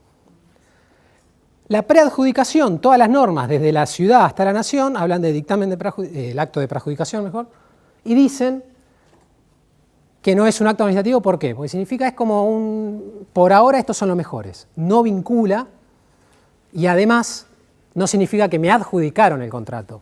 Yo no salí todavía beneficiado. Lo que sostiene la doctrina, como Adira, San Martino y otros, es que en estos supuestos los dictámenes o las preadjudicaciones, mejor dicho, las preadjudicaciones condicionadas, es decir, te voy a adjudicar el contrato cuando hagas esto, ahí sí, independientemente del nomen iuris de preadjudicación, pasa a ser un acto. Hay que ver la verdadera esencia, hay que correr el velo, ¿no? Dirían en materia societaria. Entonces, ¿qué va a pasar? ¿Es un acto o no es un acto? Sí, ¿por qué? Porque la única forma de que eventualmente yo salga adjudicado va a ser cumpliendo esa condición. Si no la cumplo, quedo afuera. Por consiguiente, esa condición me afecta a mis derechos. ¿Se entendió? Otro supuesto en materia de contratos, el dictamen de preselección. Y así dicen las normas, dictamen de preselección, dictamen.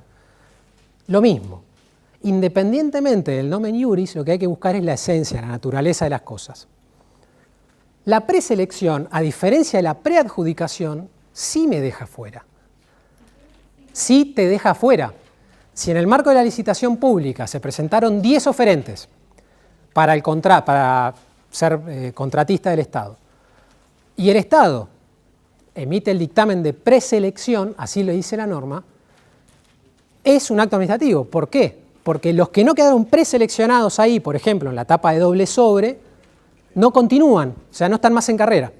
Por eso es impugnable en los términos de la ley, el 1030, ¿no? Son actos administrativos. Claro, porque tenés el dictamen de preselección y después el acto de preselección. Pero el dictamen, sí, está bien, el acto de preselección es un acto administrativo y sigue en todo caso el dictamen. Está bien la salvedad. Está el acto administrativo, dependiendo también de, porque una cosa es sí, porque vos tenés el dictamen de preselección para doble sobre y el dictamen de evaluación de ofertas cuando es un solo sobre. En ambos casos, la ciudad lo modificó, pero en ambos casos era impugnable. Entonces se debatía, eso no es un acto del dictamen. Ahora se habla de acto de preselección y dicen que sí. ¿Está bien? Ahora hay acto. Sí, no, recordás bien. Bien.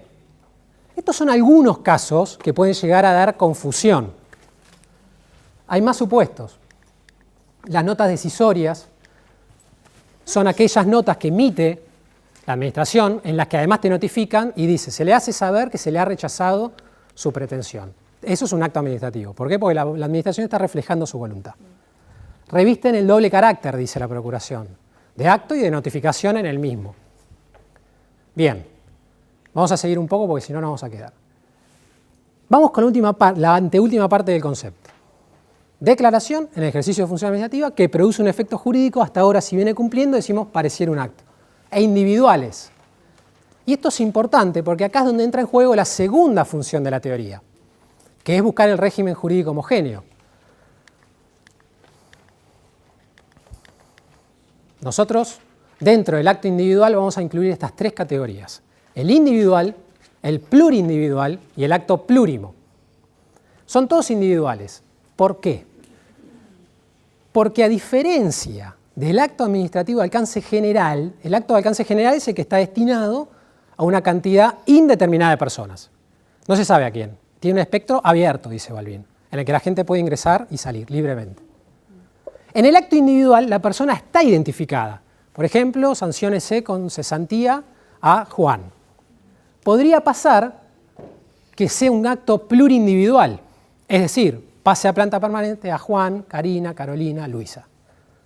¿Es un acto de alcance general? No, porque no es indeterminado. Los alcances no son indeterminados, están claramente identificadas las personas. Y la diferencia con el acto plurimo es sutil, pero no está desprovista de consecuencias. El acto plurindividual y el plurimo, los dos lo que tienen en común es que las personas están determinadas. La diferencia es que en el acto plurimo, díganme si yo no soy claro, la diferencia es que en el acto plurimo, como por ejemplo una terna, una orden de mérito, el orden afecta a los particulares y a la administración. No es lo mismo salir primero que segundo. En el acto plurindividual es lo mismo estar primero o quinto. Se podría haber dictado tantos actos como personas involucradas. En el acto plurimo, la orden de mérito, por ejemplo, el que salió primero, no tiene la misma situación jurídica en relación con el que salió segundo, ni el segundo con el que salió tercero, y ninguno de estos en relación con la administración. ¿Se entiende cuál es la diferencia? ¿Sí? Bien.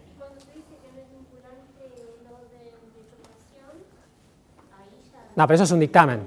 Eso ya es un dictamen. Yo te estoy hablando del acto. Claro, pero si después sale el nombramiento con una terna, yo te estoy hablando del acto administrativo, no del dictamen, ¿eh? Sale el acta con una terna. Sí. Luego va a definir de la terna cuál de los tres. Sí. Entonces ahí no es que es más importante ser primero, segundo, tercero. No, si había para un solo cargo, ya está. Pero si se llama a tres cargos, el que está primero tiene una relación distinta con el segundo. Una cosa es el acta y otra cosa es el acto. Yo te estoy hablando del acto. El acto en sí no deja de ser individual, porque se identifica, pero pasa a ser plurimo porque la situación de cada uno de ellos es distinta.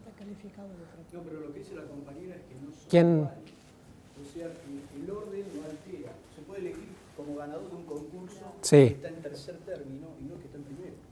Ah, bueno, sí. Eso pasa, por ejemplo, en la carrera gerencial en el gobierno de la ciudad. No, bueno, por eso, depende, hay que ver El bien, criterio de la administración y la- hay que ver el régimen jurídico en sí. Pero la diferencia está y podría reflejarse en estos supuestos que les acabo de mencionar. Que después también lo van a ver que impacta en materia de nulidades, porque ahí se podría declarar la nulidad parcial y no total, por ejemplo. Típico ejemplo, que lo vamos a ver en régimen de nulidades.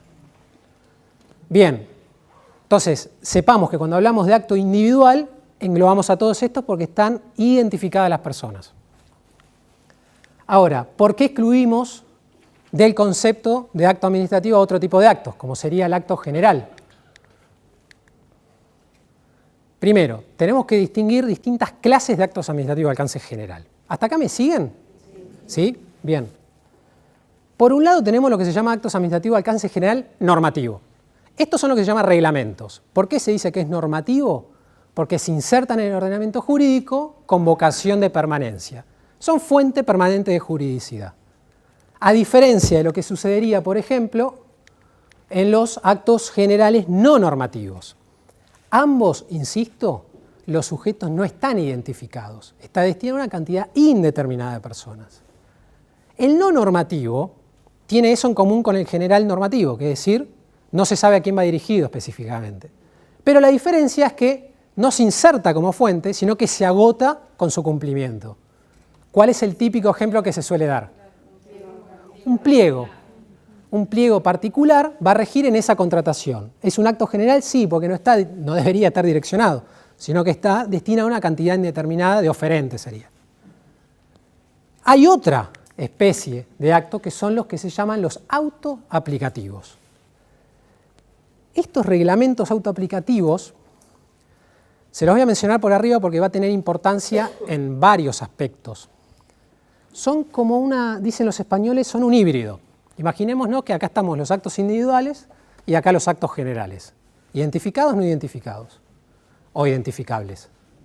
El autoaplicativo es un híbrido, es decir, que está entre ellos y ellos. Está en la zona fronteriza, dicen los españoles. ¿Por qué? Porque desde el punto de vista estructural va a estar destinado a una cantidad indeterminada de personas. Es decir, toma esto de ustedes. Pero desde el punto de vista funcional, al igual que ellos, altera de manera inmediata los efectos de las personas. Es decir, no necesita un acto de aplicación. Por eso se dice que son autoaplicativos o de directa operación o de directa aplicación. Es un mix entre los dos. Vamos a ver un par de ejemplos más adelante y vamos a ver también cómo impacta esta categoría de reglamentos autoaplicativos. Pero quiero que se queden con esto. Es un mix entre el acto de alcance individual y el acto general. Por eso van a tener un régimen jurídico distinto del acto individual y distinto del régimen jurídico del acto general. ¿Se entendió? Bien. Yo les anticipé que iba a ser mucha información, pero quiero que quede. Si yo no soy claro o tienen alguna duda, me dicen, frenamos y nos la despejamos. Bien. ¿Cuál es la diferencia de régimen jurídico? Primera diferencia, que los reglamentos, por ejemplo, son fuentes jurídicas del derecho, son fuente, son normas autónomas en el marco que vimos antes. Se insertan en el ordenamiento jurídico y por tanto son vinculantes para la propia administración y para los particulares. La pregunta es, ¿el acto de alcance particular es fuente del derecho? Estamos viendo entonces por qué excluimos a los actos de alcance general del concepto técnico estricto, es decir, sobre la base de la segunda función de la teoría, ¿se recuerdan? Para no llamar de la misma manera a cosas que responden a un régimen jurídico distinto. Y depende si el precedente se toma o no. Esa es la pregunta. ¿Cuándo se toma un precedente administrativo como fuente? ¿Cuándo obliga, vincula a la administración y cuándo no? Si es que vincula, ¿no? No hay una doctrina A ver. del órgano, digamos, una repetición, una doctrina administrativa del órgano, que incluye la combinación de los fallos o los actos administrativos que estoy dictando en una materia. A ver, les planteo el siguiente ejemplo. Supongamos que estamos en una universidad pública, ¿no? Y hay una norma, hay una resolución, este es un ejemplo que suelo dar, hay una resolución que dice, quienes lleguen, hay que entrar a las 9. Los que llegan antes de las 9 tienen presente. Los que llegan hasta las 9:30, tarde. Después de las 9:30, ausente. Entra Juan a las 9:05. Inmediatamente entra atrás Luisa, ¿no? Ahí. Llegan los dos juntos, uno atrás del otro. 9:05, 9:05. A él le pongo presente y a ella le pongo tarde. Ella podría invocar el antecedente de Juan y decir, pará, el acto que vos vamos a llamarlo acto administrativo, el acto de Juan, ¿le pusiste presente a mí también? ¿Sí? ¿No? La mayoría dice que sí. Hay una tendencia clara a aceptar a ese precedente de Juan como fuente obligatoria de la administración. Por acá me dijiste que no. ¿Por qué no? Porque la conducta no coincide con el reglamento, entonces no puede ser convalidado con el ordenamiento jurídico. Al no poder ser convalidado, si tomásemos esa excepción... ¿Se escucha ahí? Un poquito. Es no porque la conducta de llegar tarde no puede ser convalidado con el reglamento que dice que hasta las 9 es presente y después de las 9 es tarde. Al no poder convalidarse la conducta con el reglamento, entonces esa conducta... La interrogabilidad del reglamento. Lo que no puede generar... Vamos a organizarlo porque de verdad que esto peor que intratable si hablamos todos. No se puede generar un precedente No se puede generar un precedente a partir de un acto que se apartó del reglamento. Bien. En definitiva, déjame no, a ver, antes de cerrar, decime. Digo, el acto administrativo va dirigido a una persona determinada, en este caso, y por ende tampoco no se podría invocar por otra persona que no sea... Es que esta es la pregunta, si yo puedo invocar un acto individual como fuente. Acá nos dicen que no, voy para allá, acá nos dicen que no básicamente porque el precedente es ilegítimo, ¿no? Entonces no puedo invocar un precedente ilegítimo. Señor. Federico. El señor te ha entendido que la costumbre no es fuente del derecho administrativo. Estamos hablando de un acto, no de una costumbre. Claro, pero más allá de eso, también es una actividad reglada, no es una facultad discrecional poner o no presente. La norma lo que dice es que después de las 9 es tarde. Bien. Entonces no podría invocar la segunda, el precedente de haberle puesto presente al primero. Ok. Es una facultad reglada, ¿no? ¿Y si fuese discrecional se podría invocar? Pero no es discrecional en este caso. No, pero asumamos que sí. Si fuera, sí. Sí, si fuera así. Ok. O sea, tu distinción viene por el tipo de actividad desplegada. ¿No? Bien. ¿Quién, señor? ¿No sería razonable que el mismo órgano le toma presente a Juan y después, invocando que violenta la normativa, le ponga presente a Luisa? Es decir, el fundamento que dio, no recuerdo el nombre. No le pregunté, ¿tu nombre? Pablo. Pablo. Es decir, porque no se puede convalidar la vulneración de una norma en el segundo caso. ¿No sería razonable que el mismo órgano, digamos, en este caso, que puso presente, Pablo, a Juan, quiero decir, luego diga que le pone ausente a Luisa porque vulnera la normativa? ¿Qué pasaba en el caso de... O sea, estás un poco en línea con el razonamiento de Pablo. Está invocando un precedente ilegítimo. No, lo que yo digo es que no es razonable que el mismo órgano, entre comillas, que está poniendo presente y ausente, invoque, en un caso no diga nada, que es el caso de Juan, que entró primero, y luego diga que le pone ausente a Luisa, que entró luego, porque no puede convalidar la vulneración de una norma. No sería razonable, estaría aplicando, digamos, Está bien. en doctrina de la arbitrariedad de la Corte, estaría aplicando soluciones distintas a un presupuesto, digamos. O sea, no tanto por la legalidad como va él, sino por la igualdad va usted. Por la racionalidad, por la igualdad, por Bien. la arbitrariedad. Sería claramente arbitrario. Bien. Me quedo entonces con dos Sí, por favor, dale. No, ahí cuando dijo lo último el colega, me parece que va por ahí. Por igualdad. Yo voy a poder invocar un precedente administrativo en la medida que ese precedente que invoco sea legítimo y no afecte al principio de igualdad. Bien, ¿tu nombre? Facundo. Facundo acaba de dar la solución, por lo menos a mi criterio, de la doctrina y de la Procuración del Tesoro correcta. Veamos por qué. Sí, Facundo dice que están las dos, la legalidad y la igualdad, ¿no es cierto? Bien. En la actividad desplegada, es decir, en el precedente. Él dice, no puede haber un precedente ilegítimo que además trate de manera desigual. Y acá hay que ir de vuelta a los conceptos, a los fundamentos. Y la pregunta es, ¿cuál es el fundamento? Bien, nos dicen la igualdad, nos dicen la legalidad. ¿Qué dice la Procuración? ¿Qué dice Comadira, quien sigue la Procuración en este punto? Dice, bueno, el precedente administrativo, en el ejemplo que les di, traspólenlo a casos más importantes si quieren, va a ser fuente del derecho para la administración en la medida en que el precedente sea legítimo y no esté afectada la igualdad. Es decir, uno podría decir, bueno, en este caso se afectó la igualdad. Es decir, tiene que estar comprometida la garantía de igualdad, perdón.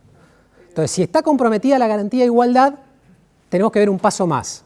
Ese acto que afecta a la igualdad, ¿es legítimo? En este caso no era legítimo, por consiguiente no obliga a la administración. La administración no puede estar obligada a seguir actos ilegítimos. ¿Qué debería hacer en el ejemplo que les acabo de dar? Anular el acto de Juan, de oficio. Entonces, según la Procuración y la doctrina, los precedentes administrativos van a ser fuente del derecho en la medida en que el precedente sea legítimo y esté comprometida la garantía de igualdad. Porque nadie puede ser igual al margen de la legalidad. Lo mismo, el clásico. Vas con el auto, pasaste en rojo, al primero no lo frenan, te frena a vos. Y no le puedes decir, pero a él no lo frenaste. Bueno, eso es otra cosa. Distinto sería si él llegó a las 9:05 y le puse tarde y a ella le puse ausente. Ahí sí, el precedente es legítimo, le tendría que haber puesto tarde, a ella también, porque además se compromete a la garantía de igualdad, porque la igualdad acá está dentro del margen de la juridicidad. ¿Se entendió? Señor. No era por el criterio de legitimidad previa. Si hay algo que no es legítimo, que tiene el resto, no es abstracto. A ver, ¿cómo sería?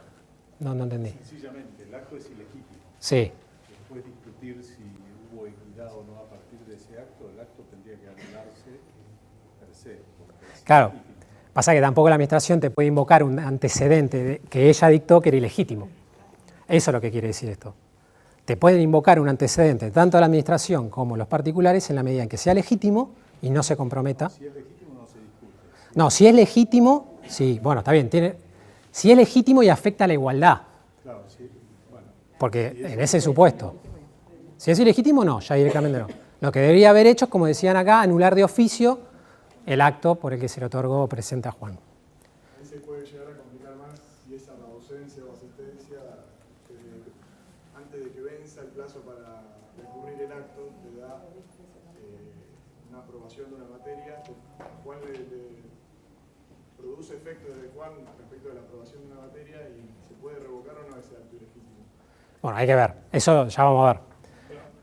Entonces podríamos decir que el ejercicio de facultades discrecionales, cada decisión es un precedente.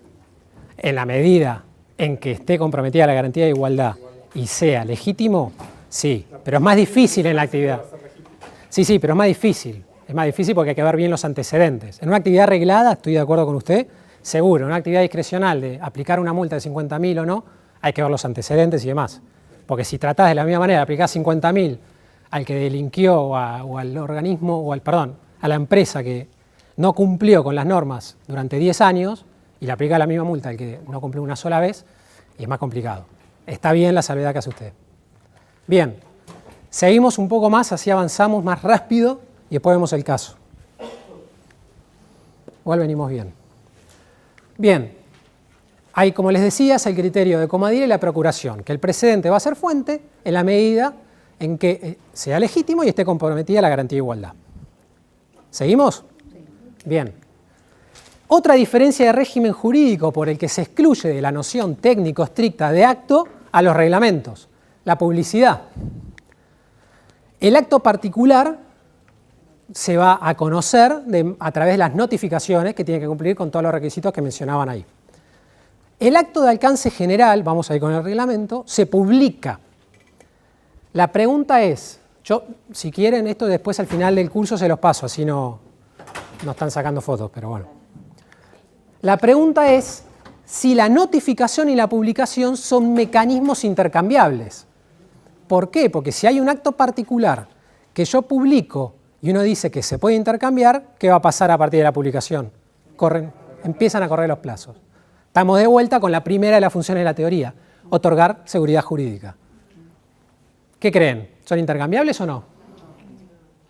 Salvo que hay casos donde se dice que se va a notificar a partir de la publicación. Claro. Bueno, eso sería cuando ignorás el domicilio de la persona por edictos. Pero he visto algunos que, no sé, en general son... lo he visto, por ejemplo, en algún... Ahora no me acuerdo el ejemplo, Bueno. pero que hay un artículo que dice que desde tal fecha se va a publicar y a partir de ahí empieza a correr determinado plazo. Pero son casos particulares. O sea, Hay que ver. Primero, un par de salvedades. Yo le voy a decir lo que dicen las normas, y después le voy a decir, obviamente, mi opinión. Primero lo que dicen las normas, lo que dice la doctrina, y en último, nuestra opinión. Lo primero que tenemos que aclarar es que el acto general se publica y no necesariamente en el boletín oficial. De hecho, la norma habla que el acto general requiere publicación oficial. Lo más ortodoxo estamos de acuerdo en que sería en el boletín oficial. Pero hay casos, como podría ser en las Fuerzas Armadas, en la que se publica en el boletín oficial de las Fuerzas Armadas. Segundo, ¿son intercambiables o no? Acá la Ley de Procedimientos Nacional como local es categóricamente clara. El acto particular se notifica, el general se publica. ¿Qué pasa si son o no intercambiables? Bien, la Corte analizó este tema en un caso en el que se habría aplicado una sanción, pero la publicaron. Es el caso, a ver si lo puse ahí, Gartner. No, no lo tengo. Es el caso Gartner. Y yo recuerdo de haber tenido una experiencia similar en un paso que tuve por la administración.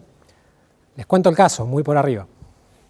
Había una mujer que le habían iniciado un sumario administrativo, se dicta el acto de sanción, no me acuerdo la cantidad de días, juguemos con 10, se le aplica la sanción de 10 días de suspensión y se publica ese acto de sanción. Acá ya hay un ruido por lo que acabamos de ver. La ley es clara, y además you be next, not distinguished, o como sea, no va. ¿Qué pasó? La mujer salió publicada en el boletín oficial el viernes. Fue a trabajar el lunes. Estoy exagerando un poco, ¿no? Pero el jefe la ve, se enoja y le inicia un sumario por no haber acatado el acto administrativo de la sanción. La mujer interpone recurso y dice, pero ¿qué acto? Porque el acto, ¿a partir de cuándo les produce a ustedes el efecto jurídico? Claro, cuando se da a conocer. Cuando se publica o se notifica dependiendo del tipo de acto. Si ustedes no le notifican el acto, no saben que se les alteró la situación jurídica. La persona fue a trabajar el lunes, le iniciaron un sumario, le agravaron la sanción. Entonces, ojo, esto pasó, lo vi, y hay que tener cuidado. La publicación no va a suplir nunca la falta de notificación. Puede haber casos, sí, en el que además de notificar el acto, se publique. Pasa, por ejemplo, en la Ley Nacional de Semillas, cuando se le aplica una sanción a una empresa, además de notificarle la sanción por la infracción a la ley, se la publica. Y en materia de sumarios pasa también lo mismo. Se notifica y en muchos casos se publica. Esto también llevó a que se discuta, pero lo estás escrachando. Y si uno va al fondo, a la razón de ser de la responsabilidad disciplinaria, todos los autores, especialmente Canda, les va a decir que la idea de la sanción disciplinaria es esa, es dar a conocer a la sociedad el comportamiento o el mal comportamiento de sus funcionarios. ¿Perdón? Total, sí. Eso es otra cosa, vamos a ir a eso.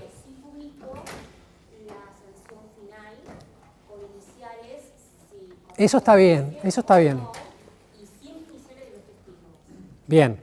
Hay muchas veces que se ponen las iniciales, otras veces se testa. ¿Por qué? Porque puede pasar que el acto administrativo que se publicó esté cuestionado.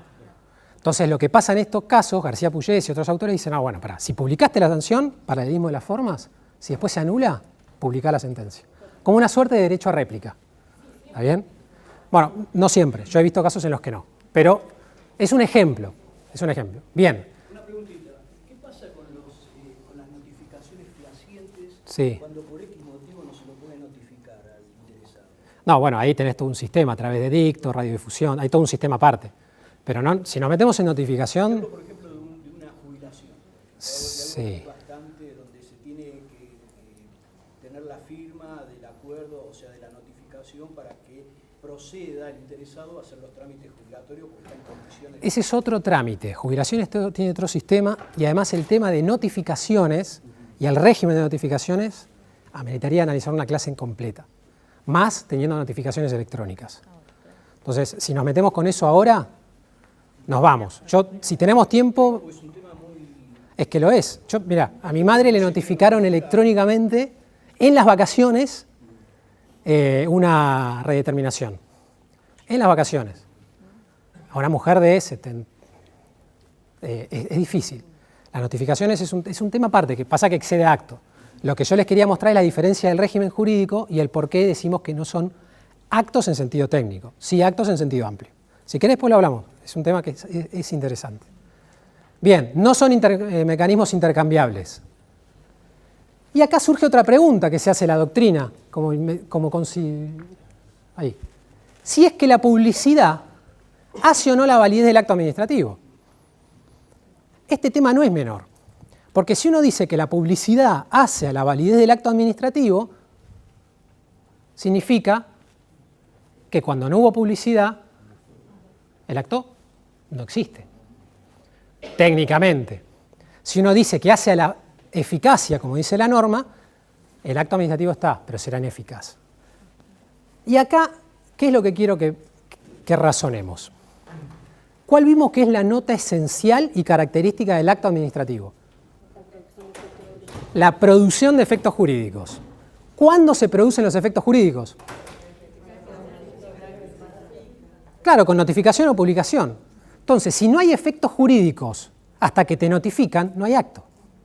¿Se entiende? Por eso Mayral, en su obra, dice, sería incoherente sostener que la nota esencial de un acto administrativo es producir efectos jurídicos y además después decir que la publicidad no hace la validez. Entonces, si uno sostiene y define al acto por la producción de un efecto jurídico directo, necesariamente va a tener que decir que la publicidad va a ser a la validez y no a la eficacia. Y esto es lo que dijo la Corte en algunos casos, entre ellos el caso Tiempo Nuevo, que lo tenemos ahí, que además es la postura de Comadira, Casagne, Revidate y otros más. Bueno, sí, pero porque hace a la validez el elemento, claro. Integra el elemento forma.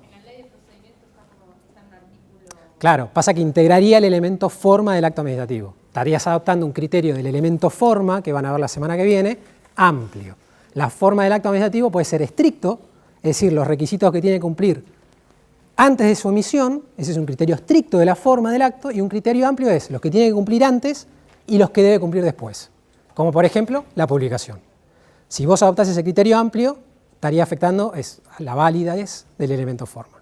Está bien la pregunta. Sí. Yo creo que hay que diferenciar de determinados actos en donde afecta la validez del acto y Bien. afecta la eficacia del acto. Por ejemplo, en compras y contrataciones hasta dar lugar a un sumario en el caso de que no se haya dado la publicidad suficiente para poder presentarse la mayor cantidad de oferentes o que lleguen a juntar las cosas. Bien. En cambio, en otros, realmente puede hacer que el acto también está válido, pero no sea eficaz, sobre todo cuando son efectos jurídicos sobre una persona. Por ejemplo, justamente una sanción disciplinaria o un recurso jerárquico donde yo le estoy desestimando algo o algo que yo le desestimo puntualmente, no es eficaz hasta tanto eso. Mientras que en otras, como una licitación, una compra, una contratación menor o algo así, la publicidad es tan grave que hace la validez del acto e implica un sumario, como dice la ley de compras. Sí, la ley de compras, ¿Nación me decís? Ciudad. La ley, la 2095, al igual que la Nación, en el artículo 18, contempla que la falta de publicidad suficiente de la licitación, de acuerdo con el ordenamiento, 3 días o 5, va a ser, entre otras cosas, que se le inicie un sumario administrativo al funcionario. Sí, claro. Pero una cosa es un vicio en la cantidad de días y otra cosa es que directamente no se haya publicado. Acá lo que estamos hablando es cuándo va a haber acto administrativo o no y si hace la validez o no. En este caso, en el caso de la licitación, se tiene que publicar por cierta cantidad de días. Si lo publicás por menos, algunos autores te pueden llegar a decir que en realidad hay un vicio en la publicidad, en el elemento forma, Pero el elemento está porque se publicó, lo que pasa es que por menos días. Y ahí lo que hay que hacer es, como bien decís vos, iniciar un sumario. Ah, bueno, está bien. Pero la norma en esto no es discrecional, la norma manda a ordenar. Diciendo que justamente el vicio estaba en la publicidad, detectado el vicio en la cantidad de días. Claro, sí, sí, creo que son 3 en la ciudad, no me acuerdo. Depende del procedimiento. 3 días consecutivos en... Claro. Está bien. Si no alcanzaba, detectado el error, automáticamente, como es un daño importante, consideré que era el mundo de unidad absoluta y... Sí, es que la ley dice eso. Además del sumario, eso no es un tema menor, hay que iniciar el sumario. No hay que iniciar ni siquiera una etapa presumarial, directamente sumario, es lo que dice la norma. Bien, seguimos. Es realmente apasionante ver todos estos temas, porque impacta en todos lados, pero estoy tratando de que veamos a grosso modo, porque si no, no vamos a llegar. ¿Hasta acá estamos? ¿Sí? ¿Seguimos? Yo termino con el régimen jurídico, hacemos un corte, terminamos el concepto, les reparto un caso y lo analizamos. ¿Bien? Vamos con otra diferencia de régimen jurídico entonces, que es, insisto, la razón por la que los excluimos del concepto técnico de acto administrativo. Segunda función de la teoría. Impugnación. Acá hay que distinguir el acto administrativo particular, cómo se impugna por recursos. El acto general, el reglamento, por ejemplo. Bien, por reclamo. Acá hay que hacer dos aclaraciones. Se puede impugnar de manera directa o de manera indirecta. De manera directa es lo que me decían ustedes recién, a través de lo que se llama, Linares le puso el nombre, reclamo impropio, que es lo que está previsto en el artículo 24, inciso A de la Ley de Procedimientos. Se le dice reclamo impropio porque no es ni reclamo ni recurso. No es el reclamo administrativo previo del artículo 30 en adelante, y tampoco es un recurso, porque el recurso solo procede contra actos. Entonces, cuando no es ni muy ni tan, se dice impropio. Es la impropiedad del derecho administrativo. Bien. ¿Cómo? Exactamente. ¿Tu nombre? Silvia. Claro. Ahí vamos, ahora vamos a eso. Acá hay que ver también quién es la autoridad competente para resolver. En principio sería el mismo órgano que dictó el órgano. El plazo de interposición. Y yo les pregunto, un reglamento de ejecución, supongamos, ¿no? ¿Qué plazo tienen para impugnarlo? Primero, ¿es un acto o es un acto o es un reglamento? Un reglamento, va por recurso, de manera directa digo, por recurso o por reclamo impropio. Reclamo impropio. ¿En qué plazo? El de prescripción, plazo de caducidad no hay.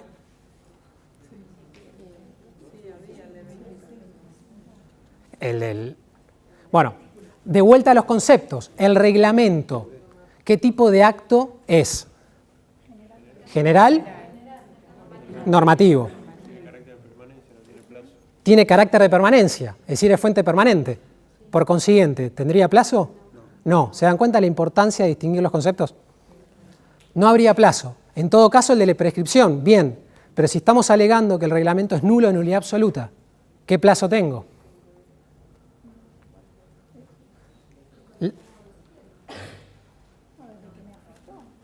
En materia, el Código Civil y Comercial se aplica analógicamente, es decir, con las particularidades previstas para la norma, para el instituto que estudiamos, al derecho administrativo de manera analógica.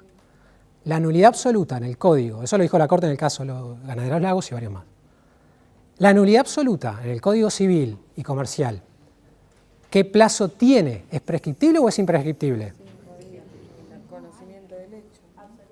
Absoluta es imprescriptible. Por consiguiente, yo estoy impugnando un reglamento, ¿no? Un pliego de bases y condiciones generales que considero que tiene una cláusula que es nula en nulidad absoluta. La puedo impugnar en cualquier momento. No tengo ni plazo de caducidad y al ser una nulidad absoluta tampoco tendría plazo de prescripción. Nulidad relativa es otro tema. Eso lo van a ver también en la parte de la materia que sea régimen de nulidades. Bien, la pregunta también, el plazo para resolver. En materia de recursos, ¿qué plazo hay? Para resolver cualquier recurso, ¿reconsideración o jerárquico? No para interponer, para resolver. 30. ¿Y para el reclamo? ¿Está previsto o no está previsto? Y en su caso, ¿qué aplicarían? Para el reclamo administrativo impropio, para el RAI. En ningún lugar está previsto. Por consiguiente, cuando no está previsto, ¿cuál es el plazo genérico que se aplica? ¿El del artículo 10 o 10 días? ¿Esto se trata de una actuación administrativa o es para resolver una petición? Por consiguiente, ¿hay alguna figura en el marco de la ley de procedimientos? La del silencio. La del silencio del artículo 10, que tiene 60 días, pronto despacho, 30 días. No resolvió, silencio administrativo, vamos a la justicia. ¿Está bien? Diferencias con el acto particular. Y la otra manera de impugnarlo es, como decían por allá, de manera directa. Es decir, tenemos el acto general, me lo aplican, imaginemos que hay un reglamento que dice que para ser abogado de la Procuración del Tesoro de la Nación no hay que ser argentino nativo. Lo puedo impugnar. No, perdón, no hay que ser, tiene que ser argentino nativo. ¿Acá qué va a pasar? Lo puedo impugnar de manera directa a través del reclamo impropio, o me puedo presentar al concurso y que me digan, como sos uruguayo, argentino nacionalizado, te lo deniego. Y me invocan el artículo del reglamento. En este supuesto, omiso medio, voy a estar impugnando el reglamento, porque voy a impugnar el acto particular, el que me afecta a mí, e indirectamente voy a estar impugnando el reglamento. Y ahí vamos por el sistema recursivo de la ley. Bien. Y acá se da el planteo que yo les mencioné de los reglamentos autoaplicativos. Acá hay toda una doctrina que empezó sosteniendo Comadira, el que siguieron varios autores, entre ellos San Martino, y la pregunta es, ¿qué pasa? Porque ¿qué dijimos que era el reglamento autoaplicativo? Un híbrido, un mix. Entonces, si es un mix, ¿cómo le voy a impugnar? ¿Por recurso o por reclamo? Porque me afecta de manera directa, pero está destinado al alcance general. Por reclamo, dice Pablo. ¿Ustedes qué piensan? Inmediatamente te produce el efecto. Por cualquiera. Por un régimen amplio, por un régimen de impugnación amplio. Bueno, acá está este debate. ¿Qué dice Comadira a lo que dieron autores que les mencioné? Dice, bueno, en este supuesto particular del reglamento autoaplicativo va a ser a elección del particular si ir por recurso o por reclamo impropio. Y hay que analizar los pros y contras. Si voy por recurso, la administración, ¿qué plazo tiene para resolver? 30 días. Inmediatamente puedo ir a la justicia, si no tengo que esperar 90 días. Pero si voy por reclamo, no tengo el plazo de los 15 días para interponer recurso. Entonces, él lo que propone es un sistema en el que sea opción del particular. ¿Qué dice la Procuración del Tesoro? Muy lindo, pero no. Va solo por reclamo. Esa es la doctrina de la Procuración del Tesoro hoy. Por eso yo les hablaba de esta categoría, que no es irrelevante, tiene consecuencias prácticas. ¿Me están siguiendo? Sí. Bien, seguimos. Otra diferencia bueno, los reglamentos de necesidad de urgencia lo vamos a dejar para otra clase, pero la pregunta es si los reglamentos de necesidad de urgencia requieren o no ser impugnados en sede administrativa. Si uno parte del criterio mixto para delimitar las funciones del Estado, los reglamentos de necesidad de urgencia y delegados, partiendo del criterio mixto independientemente de la opinión de cada uno, ¿no? ¿Qué naturaleza jurídica tendrían? Acto administrativo, de alcance general, normativo. Por consiguiente, se le aplica el régimen exorbitante y por consiguiente habría que impugnarlos. No es lo que dice la jurisprudencia y no es lo que dice la Procuración. ¿Por qué? Porque parten de un criterio objetivo y le otorgan entonces el carácter de función legislativa. Y la función legislativa no requiere el agotamiento previo. ¿Se entiende? Ese es muy a grosso modo, el razonamiento que hace la Procuración y la Cámara. Bien. Otra diferencia, jerarquía. Imaginemos este supuesto. Estamos de vuelta en una universidad pública. Hay una resolución que dice todos los exámenes de derecho van a tener lugar en el mes de noviembre y diciembre. Me presento yo, Fernando Comadira. Conozco al decano. El decano podría sacar una resolución diciendo autorícese a Fernando Comadira a rendir en el mes de enero. No, sí, y lo que más me interesa es, primero para responder, yo siempre trato de hacer el ejercicio, bueno, analicemos la naturaleza jurídica, porque la naturaleza jurídica, el concepto, va a derivar toda la consecuencia. La primera resolución, ¿qué naturaleza jurídica tiene? Juan, perdón, es un reglamento. Acto de alcance general normativo. El segundo, ¿qué es? Particular. Entonces la pregunta se reduce a lo siguiente. ¿Un acto particular puede ir en contra de un reglamento? No. ¿Por qué? ¿Qué principio está involucrado? Inderogabilidad singular del reglamento. Muy bien. Gracias. ¿Tu nombre? Lorena. Lorena. Lorena, con base en el principio de la inderogabilidad singular del reglamento, dice que no. ¿Por qué? Porque la inderogabilidad singular del reglamento supone que el acto administrativo individual no puede violar lo dispuesto por un reglamento, aun cuando éste haya sido emitido por la autoridad jerarquía inferior. Entonces, sobre la base de este principio decimos no podría, porque ¿cuáles son los principios constitucionales involucrados en la vigencia de este principio? Igualdad y legalidad. ¿Se dan cuenta? Igualdad y legalidad, o como preferimos nosotros, juridicidad. Bien. Entonces, los fundamentos del principio son la igualdad y la juridicidad. A nivel nacional este principio no está expresamente reconocido, sí a nivel de las provincias, a nivel de derecho comparado, extranjero también. Pero lo cierto es que se deriva de estos dos principios, igualdad y, juridicidad. Entonces yo les pregunto, les cambio un poco el caso de recién. Recuerden, igualdad y juridicidad. Supongamos que hay una resolución que dice no se pueden presentar o solamente podrán ser abogados de la Procuración del Tesoro aquellas personas que no sean rubias. Bien, yo tengo dos formas de impugnarlo, eso ya lo vimos. Si yo me presento, la administración pregunta, ¿me podría, a pesar de que la norma, reglamento, dice que yo no me puedo presentar, me podría aceptar?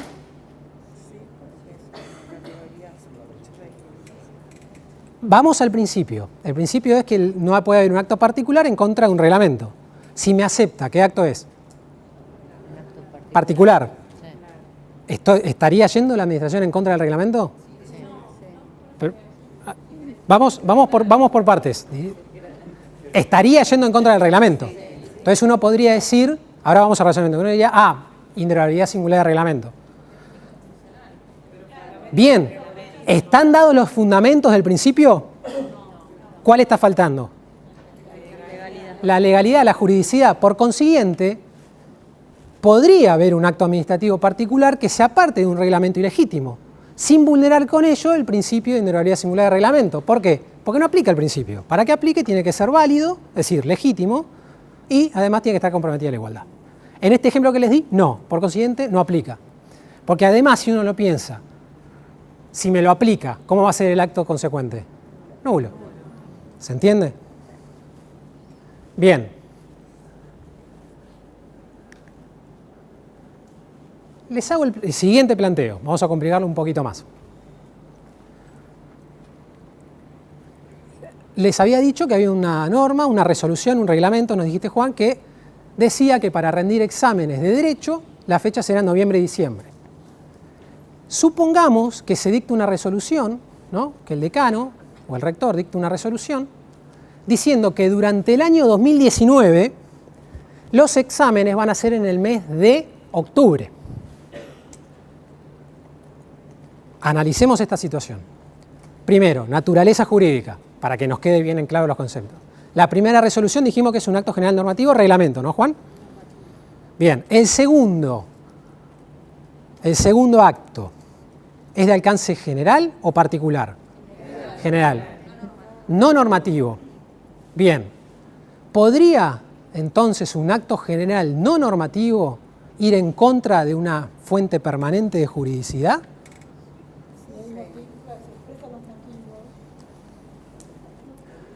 Yo no podría decir, de haber sabido, me presentaba.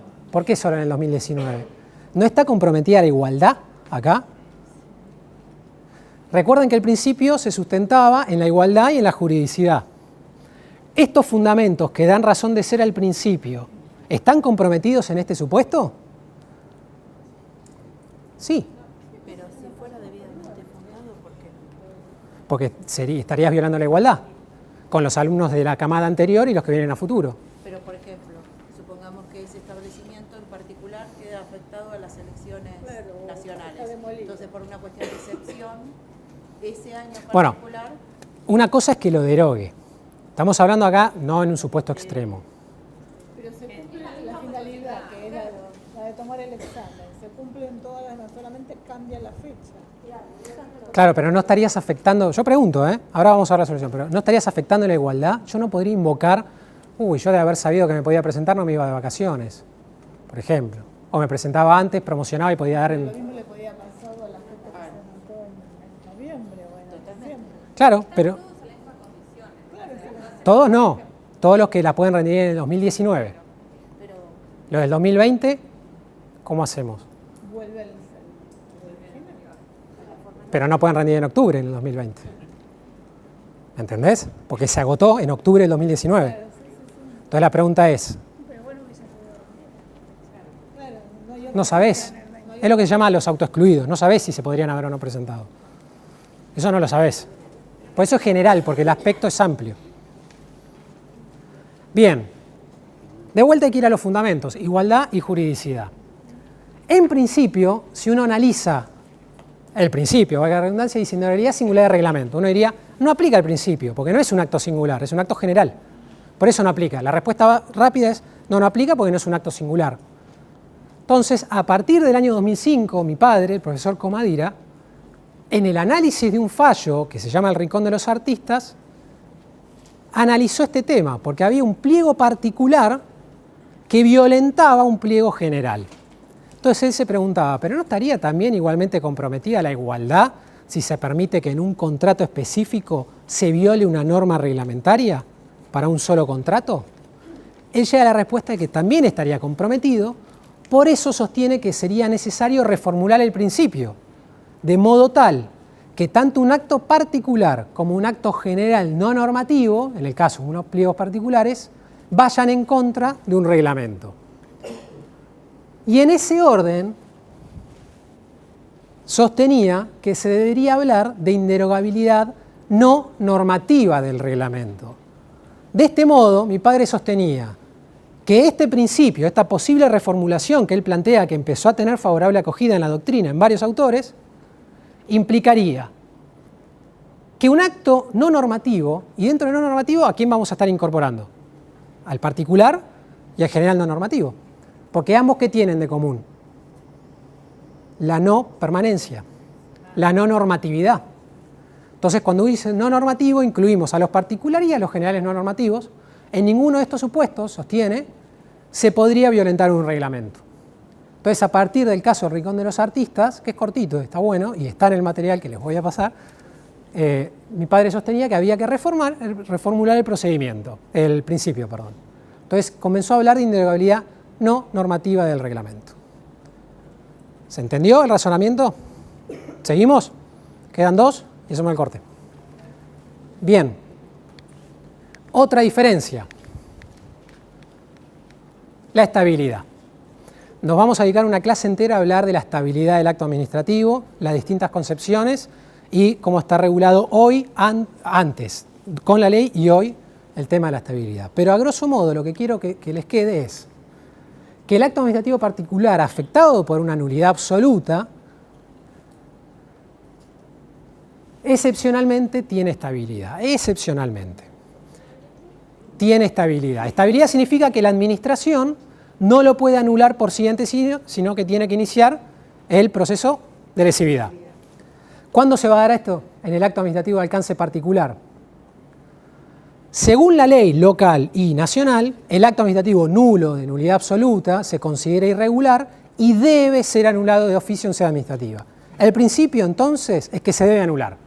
Sin embargo, de manera excepcional, la ley dice que ese acto que es nulo, de nulidad absoluta y por consiguiente insanable, no va a poder ser anulado con efectos ejecutorios cuando esté firme, consentido y hubiere generado derechos subjetivos que se estén cumpliendo. Insisto, yo les tiro ahora la idea general, lo vamos a analizar en una clase. En esos supuestos no se puede anular. Es lo que se llama estabilidad. Por otra parte, la pregunta es, ¿qué pasa si yo conocía el vicio? Si yo fui beneficiado por el acto nulo de nulidad absoluta y ya estoy ejerciendo el derecho. Ahí se podría anular. ¿Por qué? Porque según la Corte, en el caso... ¿Qué caso era? ¿Te acordás? Almagro, muy bien. En el caso Almagro y el Rincón de los Artistas y varios más, se trasladaron las excepciones del 18, que es lo que vamos a ver más cerca de fin de año, al acto irregular. Entonces, la regla sería, para el acto particular, debe anularse cuando tiene una nulidad absoluta, salvo que esté firme y consentido y hubiere generado derecho subjetivo que se esté cumpliendo, a menos que el particular conozca el vicio. Ahí lo tengo que anular. Es decir, está la excepción de las excepciones. En el caso de los reglamentos, la doctrina, con base en el artículo 93, y depende del ordenamiento, ¿no?, sostiene que carecen de estabilidad. ¿Por qué? Porque pueden ser derogados totalmente o en modo parcial en cualquier momento en sede administrativa, y porque además uno tiene un derecho adquirido al mantenimiento de las leyes y reglamentaciones. No. Por eso se dice que los reglamentos son esencialmente derogables. Esa es otra diferencia. Y la última diferencia, y con esto vamos a cortar ahora antes de hacer el REC, es el procedimiento de elaboración. El acto administrativo particular va, en principio, a implicar una participación defensiva por parte del administrado cuando es de gravamen, que se traduce en el ejercicio del derecho de defensa. Un traslado previo, un descargo en materia sumarial o lo que fuere. Es lo que se llama, lo que mi padre llamaba participación procedimental defensiva, tutelada, en el sentido que es obligatoria. Si falta el derecho de defensa, nula o nulidad absoluta. En el caso del acto general, la situación es distinta. Es una participación procedimental no defensiva. El típico ejemplo que se da, un reglamento, un caso de tarifas, en la que si no se convoca a los particulares, ¿mediante qué procedimiento clásico? La audiencia pública, pero no es defensiva, es no defensiva. Según la clasificación que hacen los autores, ese es el mecanismo de procedimiento de elaboración, es el rulemaking que hacen los norteamericanos. Entonces, mientras en el acto particular, en principio, en algunos y en la mayoría de los casos, no en todos, la participación procedimental es defensiva, en los reglamentos es no defensiva, como sería la audiencia pública.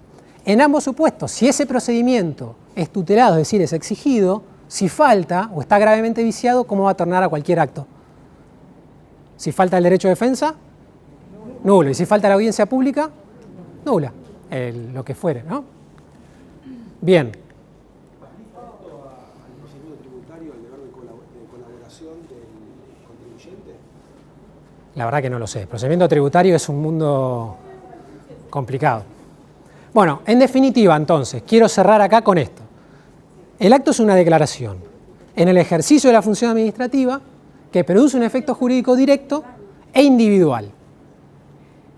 ¿Por qué restringimos a la noción técnica estricta de acto administrativo al acto particular? Por el régimen jurídico, segunda función de la teoría. Entonces, esa es la idea que yo quería hacer hoy. Todo el producto de la función administrativa es el acto administrativo, en sentido amplio, que puede ser un acto de alcance particular o general. Son todos actos administrativos, pero la noción técnica la vamos a restringir por las razones que les acabamos de dar, seguridad jurídica y un régimen jurídico homogéneo, a el acto administrativo en sentido particular. Esa es la noción técnica estricta que estamos estudiando hoy. Por eso vamos a ver acto administrativo y no reglamentos administrativos. Las diferencias están dadas por, como vimos, uno integra el ordenamiento jurídico, el procedimiento de elaboración, la estabilidad, la jerarquía y demás. Queda una parte del concepto que lo analizamos rápido y vamos con el caso. ¿Hasta acá alguna duda? ¿Fui más o menos claro? ¿Sí?